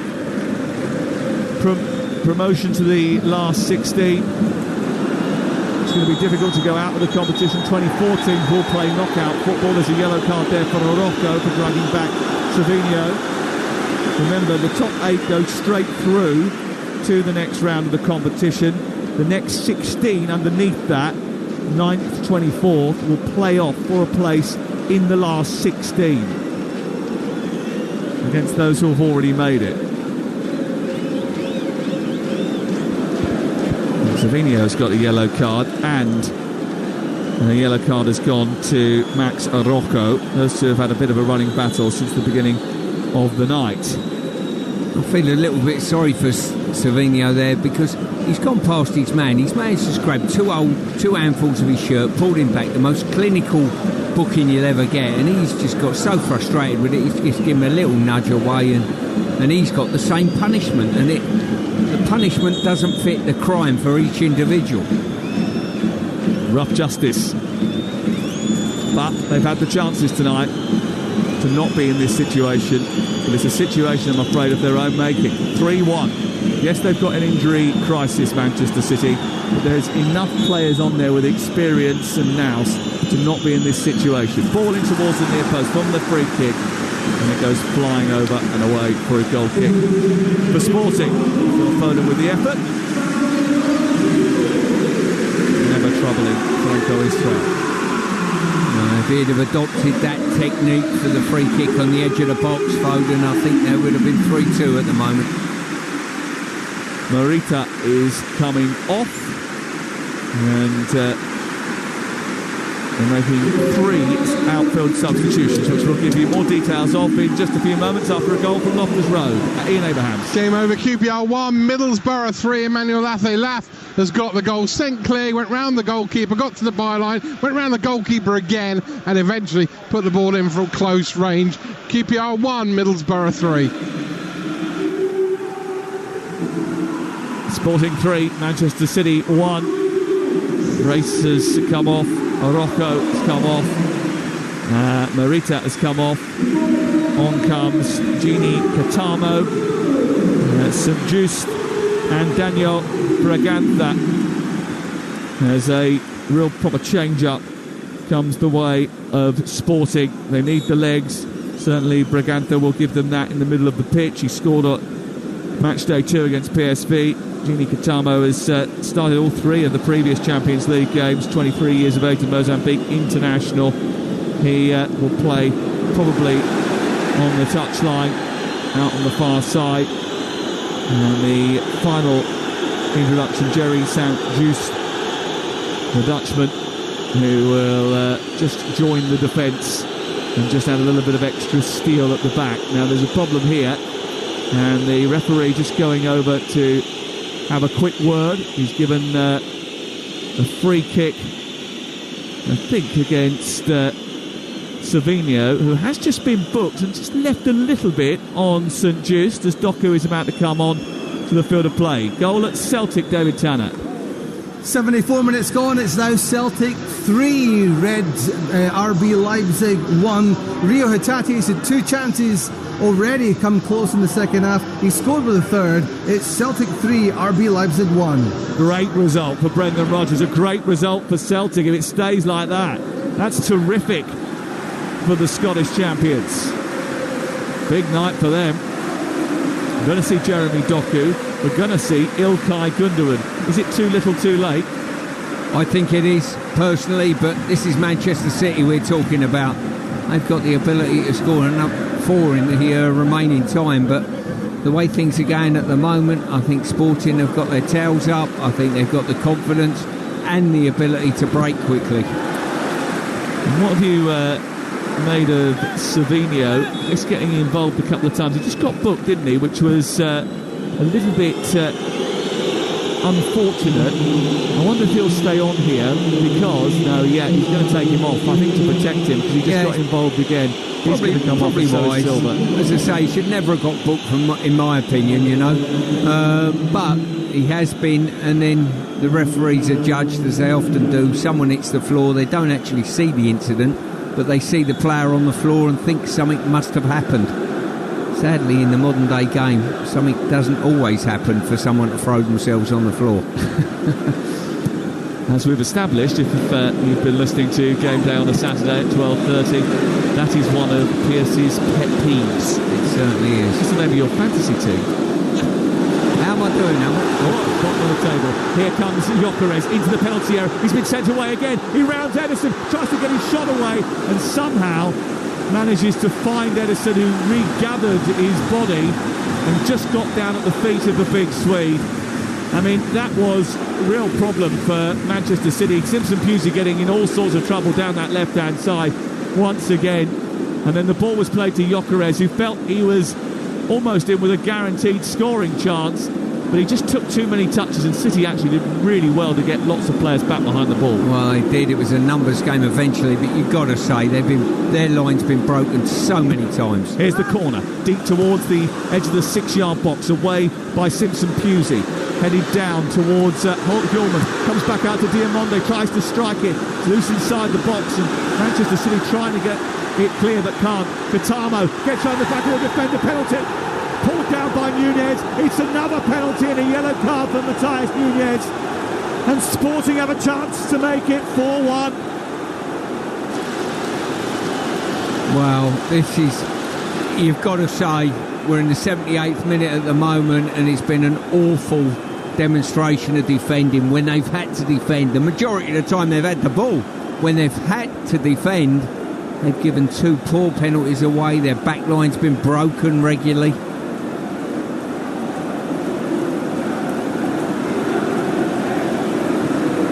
I'm just looking at the replay. He was the one, Nunez was the one who had the ball taken off his feet. He's tracking back. There was a slight tug on the hand. Yeah, I think there's enough there to certainly give a penalty. I think the referee's got this right. He's pulled the player's arm, his right arm, as he's trying to get away. There's enough there for a penalty. They can't complain about that one. Yeah, well, it's gone to a check, and it has been cleared. So it is going to be a penalty and a second chance for the spot for Victor Gyökeres, who has got the opportunity to get a hat-trick against Manchester City. 8 penalty kicks scored this season now, and the noise is a green wall of noise behind the goal that Ederson is defending. This for 4-1 to Sporting of Lisbon. Gyökeres against Ederson. Surely this will be 3 points if it's converted. And it's into the bottom corner of the net. Underneath Ederson, Gyökeres scores his hat-trick. And Manchester City, who dominated possession, dominated the first half, dominated the chances, but still, because of poor defending, gave the team from Lisbon a sporting chance, have surrendered once again. Gyökeres gets his hat-trick, 2 from the spot. Sporting 4, City 1. Well, Sam, when you decode it at the end of the game, Gyökeres has got 3. He's been clear with the goalie to beat, and probably his easiest chance. He's chipped into the goalie's hands, and he's also had another one a couple of minutes earlier that led him to the penalty itself. So, dear oh dear, it's been a shocking day defensively for City, without a doubt. That is how you take them. A tale of 2 Scandinavian strikers. One that fluffed his lines, and one that has been the leading man. Victor Gyökeres, a hat-trick at home against one of the best teams in the world. Yeah, it's been a fantastic evening so far. Both Gyökeres, Sporting, and probably more importantly, Amorim. Ruben Amorim, who will be the Manchester United manager in a matter of days, is signing off in some style. His last appearance at the Jose Alvalade Stadium is going to be a victorious one, a statement one. And he has made a compelling case as to why he has been hired for the job, to restore the fortunes of the once great Manchester United. Trincao speeding away from halfway. It's 4-on-3 here in Sporting's favour. Katamo down the left. Gilman wants it back again. 8 minutes to go. Katama keeping hold of it, sending Nunez to the floor. It's been a second half display of almost perfection from Sporting of Lisbon. Well, they've come out of the traps at half-time. They got that late equaliser in the first half, and they've ended up getting 2 quick-fire goals that really stunned City. When they had an opportunity from the spot to get themselves back in it, they fluffed their lines. And this scoreline could be anything. Quenda going down the right side, trying to get the shot in towards the near corner. It's fisted over the top by Edison. Goal at Plymouth. Now let's go there. Talksport's Lawrence Mora.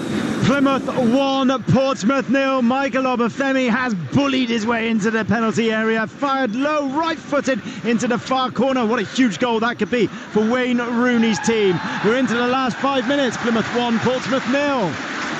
Goals here tonight. What about Ian Abrahams at QPR? 1, Middlesbrough 4, all over. Borough win it with 2 goals in each half. Riley McGree and Tommy Conway in the first half, and then late on 2 subs, Emmanuel Lafayette and Dan Barlaser. A Steve Cook bundling goal, not enough for QPR. Borough recover after their weekend defeat. QPR 1, Borough 4.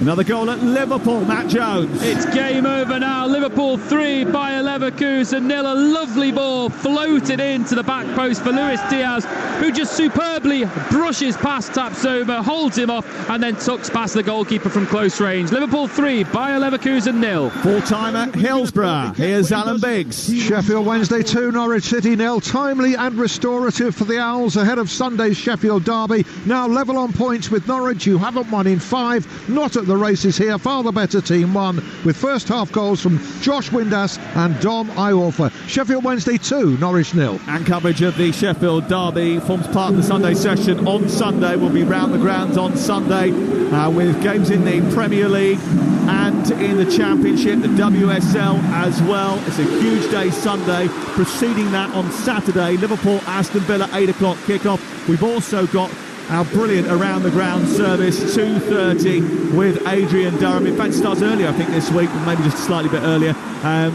Takes you to all of the venues that matter this Saturday afternoon. Adrian Durham in the seat as always, and I'm delighted to say that Talksport today has signed a brand new deal to retain Premier League rights. 12:30s, Mondays, Friday nights, midweek games, over 110 matches every season from the Premier League. We cannot wait. A 4-year deal. We'll be with you right the way through to 2029 at least. Here is Gundogan. They've made a change, Sporting, in the last few moments. Giovanni Quenda has been replaced by Eduardo Quaresma. That's an attacking player for another defender as City come forward. 4-1 down in the final few minutes. De Bruyne is on as well. He's replaced Kovacic. It's his first appearance since September, De Bruyne. Holman wins the ball, sends it long. Trincao is away on this near side. And there was a problem over on the far touchline. The assistant was raising his flag for. And I don't know if there was an offside or not. I think it might have been. It's going to be a free kick to Sporting inside their own penalty area. Other scorelines from elsewhere tonight. Dortmund are 1 up against Sturm Graz. Celtic leading Leipzig by 3-1. Lille 1, Juventus 1. Liverpool you know about. They're leading 3-0 against Leverkusen. Real Madrid have got one back against AC Milan. It's Real Madrid 2, AC Milan 3. Another seismic scoreline in this ever-changing Champions League. A Champions League which City had eyes on being top of at the beginning of the night. They'll be 6th as it stands. Liverpool will be top. Sporting up into 2nd place. What a place for Ruben Amorim to leave his team. Dortmund up into 3rd. Villa, who play tomorrow, live on Talksport at 5:45, down into 4th. Monaco and Manchester City below that. Brest in 7th. 8th. Inter Milan. Outside of that, Arsenal, Juventus, Leverkusen, Lille, Celtic, Dinamo, Barcelona down in 15th. Real Madrid, who have played already this match day, down in 16th position, would you believe? And in danger, actually, of not going into the top 8 with some really iffy results so far this season. Benfica 17th, Milan 18th, Feyenoord and Atalanta to come. Then PSV, Stuttgart, Paris Saint-Germain in 23rd. 24 Sparta Prague above. Bayern Munich get to play. Girona, who have played. Club Brugge, Atletico Madrid, who are really struggling. Bologna, Shakhtar, Leipzig, Sturm Graz, Red Star Belgrade, Salzburg, Young Boys, and at the bottom Slovan Bratislava. Yeah, there's that many teams in the Champions League this season. But the one that they'll all be talking about tomorrow are Sporting. And every single member of the support stands with their scarves above their heads, green and white everywhere, celebrating an historic success against one of the best teams in the world, whilst the glum faces of those travelling City supporters look on in despair. They'll be scratching their heads. What has happened to our team? What has happened?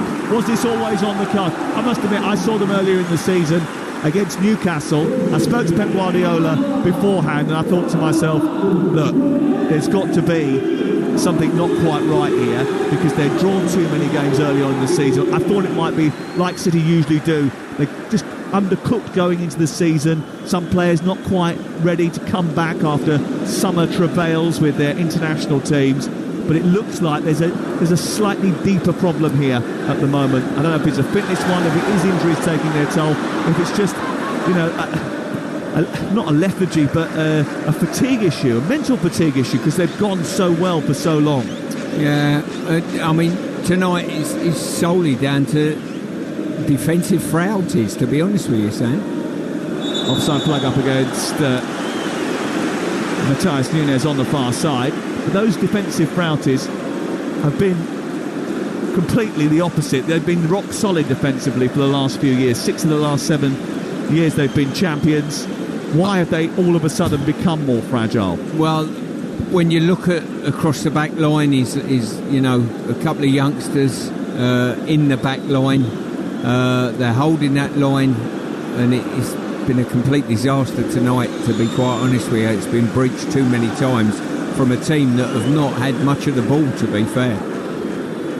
Well, the clean sheets have been few and far between this season for Manchester City, and that has been exposed again tonight. 4 goals they've conceded. They don't concede 4 goals, Manchester City. That just doesn't happen. It's not the kind of thing that Pep Guardiola's team ever do. But it's happened tonight. You know, he's got the likes of Walker sat on the bench, and how many times have we glorified about Walker's recovery pace and stuff like that? There's been no recovery. Once they've got the opposite side of Manchester City, they're done for.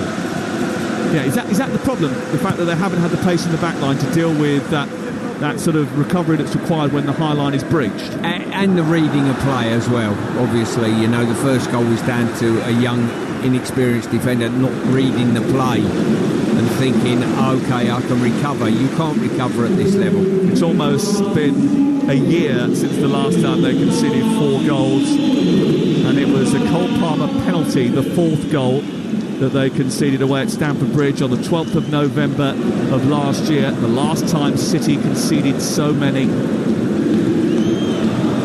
In a 4-4 draw. They're on the attack here with Rico Lewis, played in by De Bruyne. He goes back towards the right-hand side. Well, when men committed through the centre, there'll be 5 minutes of added time at the end of the 90. Offside flag is up. There's going to be a free kick to Sporting away to our left. Pep Guardiola is not going to be in a happy mood after tonight. No, I don't think he will be. As I say, he's an individual that's not used to losing a game, let alone 2, let alone 3. Well, this is going to be some parting gift from Ruben Amorim to Sporting. Bernardo Silva called this team a machine. He's not wrong. 7 wins in a row. They don't know when they're beaten. They went 1-0 down to Manchester City, the might of Manchester City, the power of Manchester City, who had Nunez, Haaland, Savinho, Silva, Kovacic, Foden, Gvardiol, Akanji, all in from the start tonight. Doku's come on as a substitute. Going down the left, he tries to get the cross in. It's blocked and cleared away. And it's out for a corner on this near side to Manchester City late on in the game. City's last Champions League defeat was April 2022, over 2 years ago, as the corner comes to De Bruyne and then he fires it way over the top of the crossbar. I mean, if you exclude shootouts, the last time they lost a match in this competition was 3-1 to Real Madrid away in the Bernabeu in the second leg of the semi-final in April 2022. There's been a goal at Anfield. Talksport's Matt Jones. It's 4-0. Liverpool 4, Bayer Leverkusen 0. Luis Diaz will never score an easier one than this. Nunez has the initial shot. It's blocked, but it falls straight into the path of Diaz, who tucks into an empty net. What a night for Liverpool. Liverpool 4, Bayer Leverkusen 0. We are going top of the Champions League tonight, Liverpool, as Manchester City fall off the place and drop points in Portugal. There's fireworks on Merseyside. There has been all night, setting them off behind the stand in Stanley Park. And on the field, they have brought the magic too. Manchester City seem to have come under the Amorim spell. The last time they lost 3 matches in a row, 6 years ago. But this is not just a defeat, this is a chastening defeat. This will be very hurtful for City. De Bruyne combining with Haaland, edge of the area, gets it back to the left. Doku takes over, gets it on his right foot, tries to nudge it in. Manchester City can't wait to get to the weekend now so that they can try their hardest to get some positivity back before the international break. Got a big fixture at the weekend as well when they take on Brighton and Hove Albion. That game taking place this Saturday. Ruben Amorim knows that the questions are coming about what this means. What did he say in the press conference yesterday? If we beat them, they'll say I'm the new Sir Alex Ferguson. But really, this game is irrelevant. It will have no standing whatsoever when it comes to what happens in the ever-unfolding soap opera that is Manchester United. And he knows that.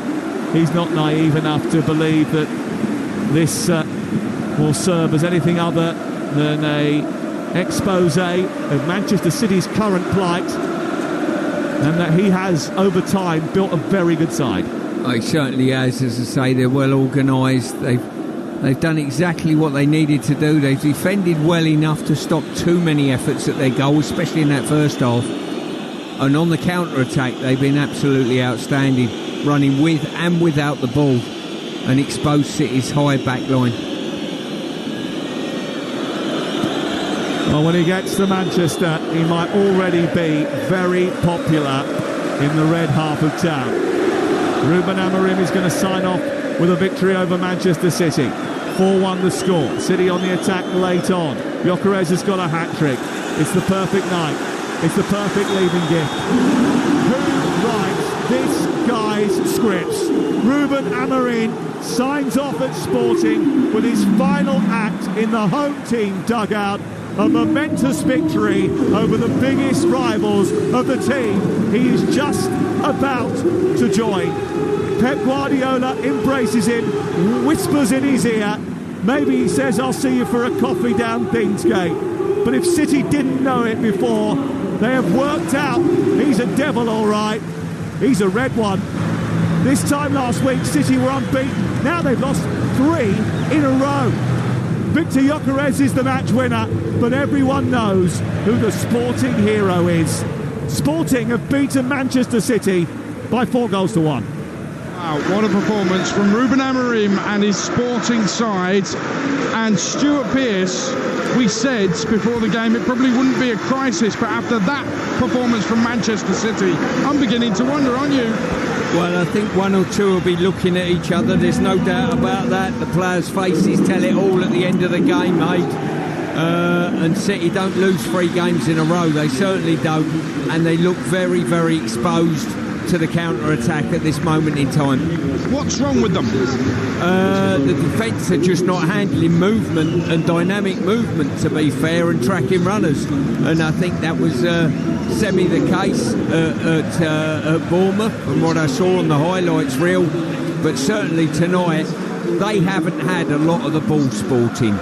And when they have had it, they've gone after City quickly, dynamically, and they've struggled to deal with that. Admittedly, they've had a youngster making his debut at the heart of defence, which was probably costly for the first goal.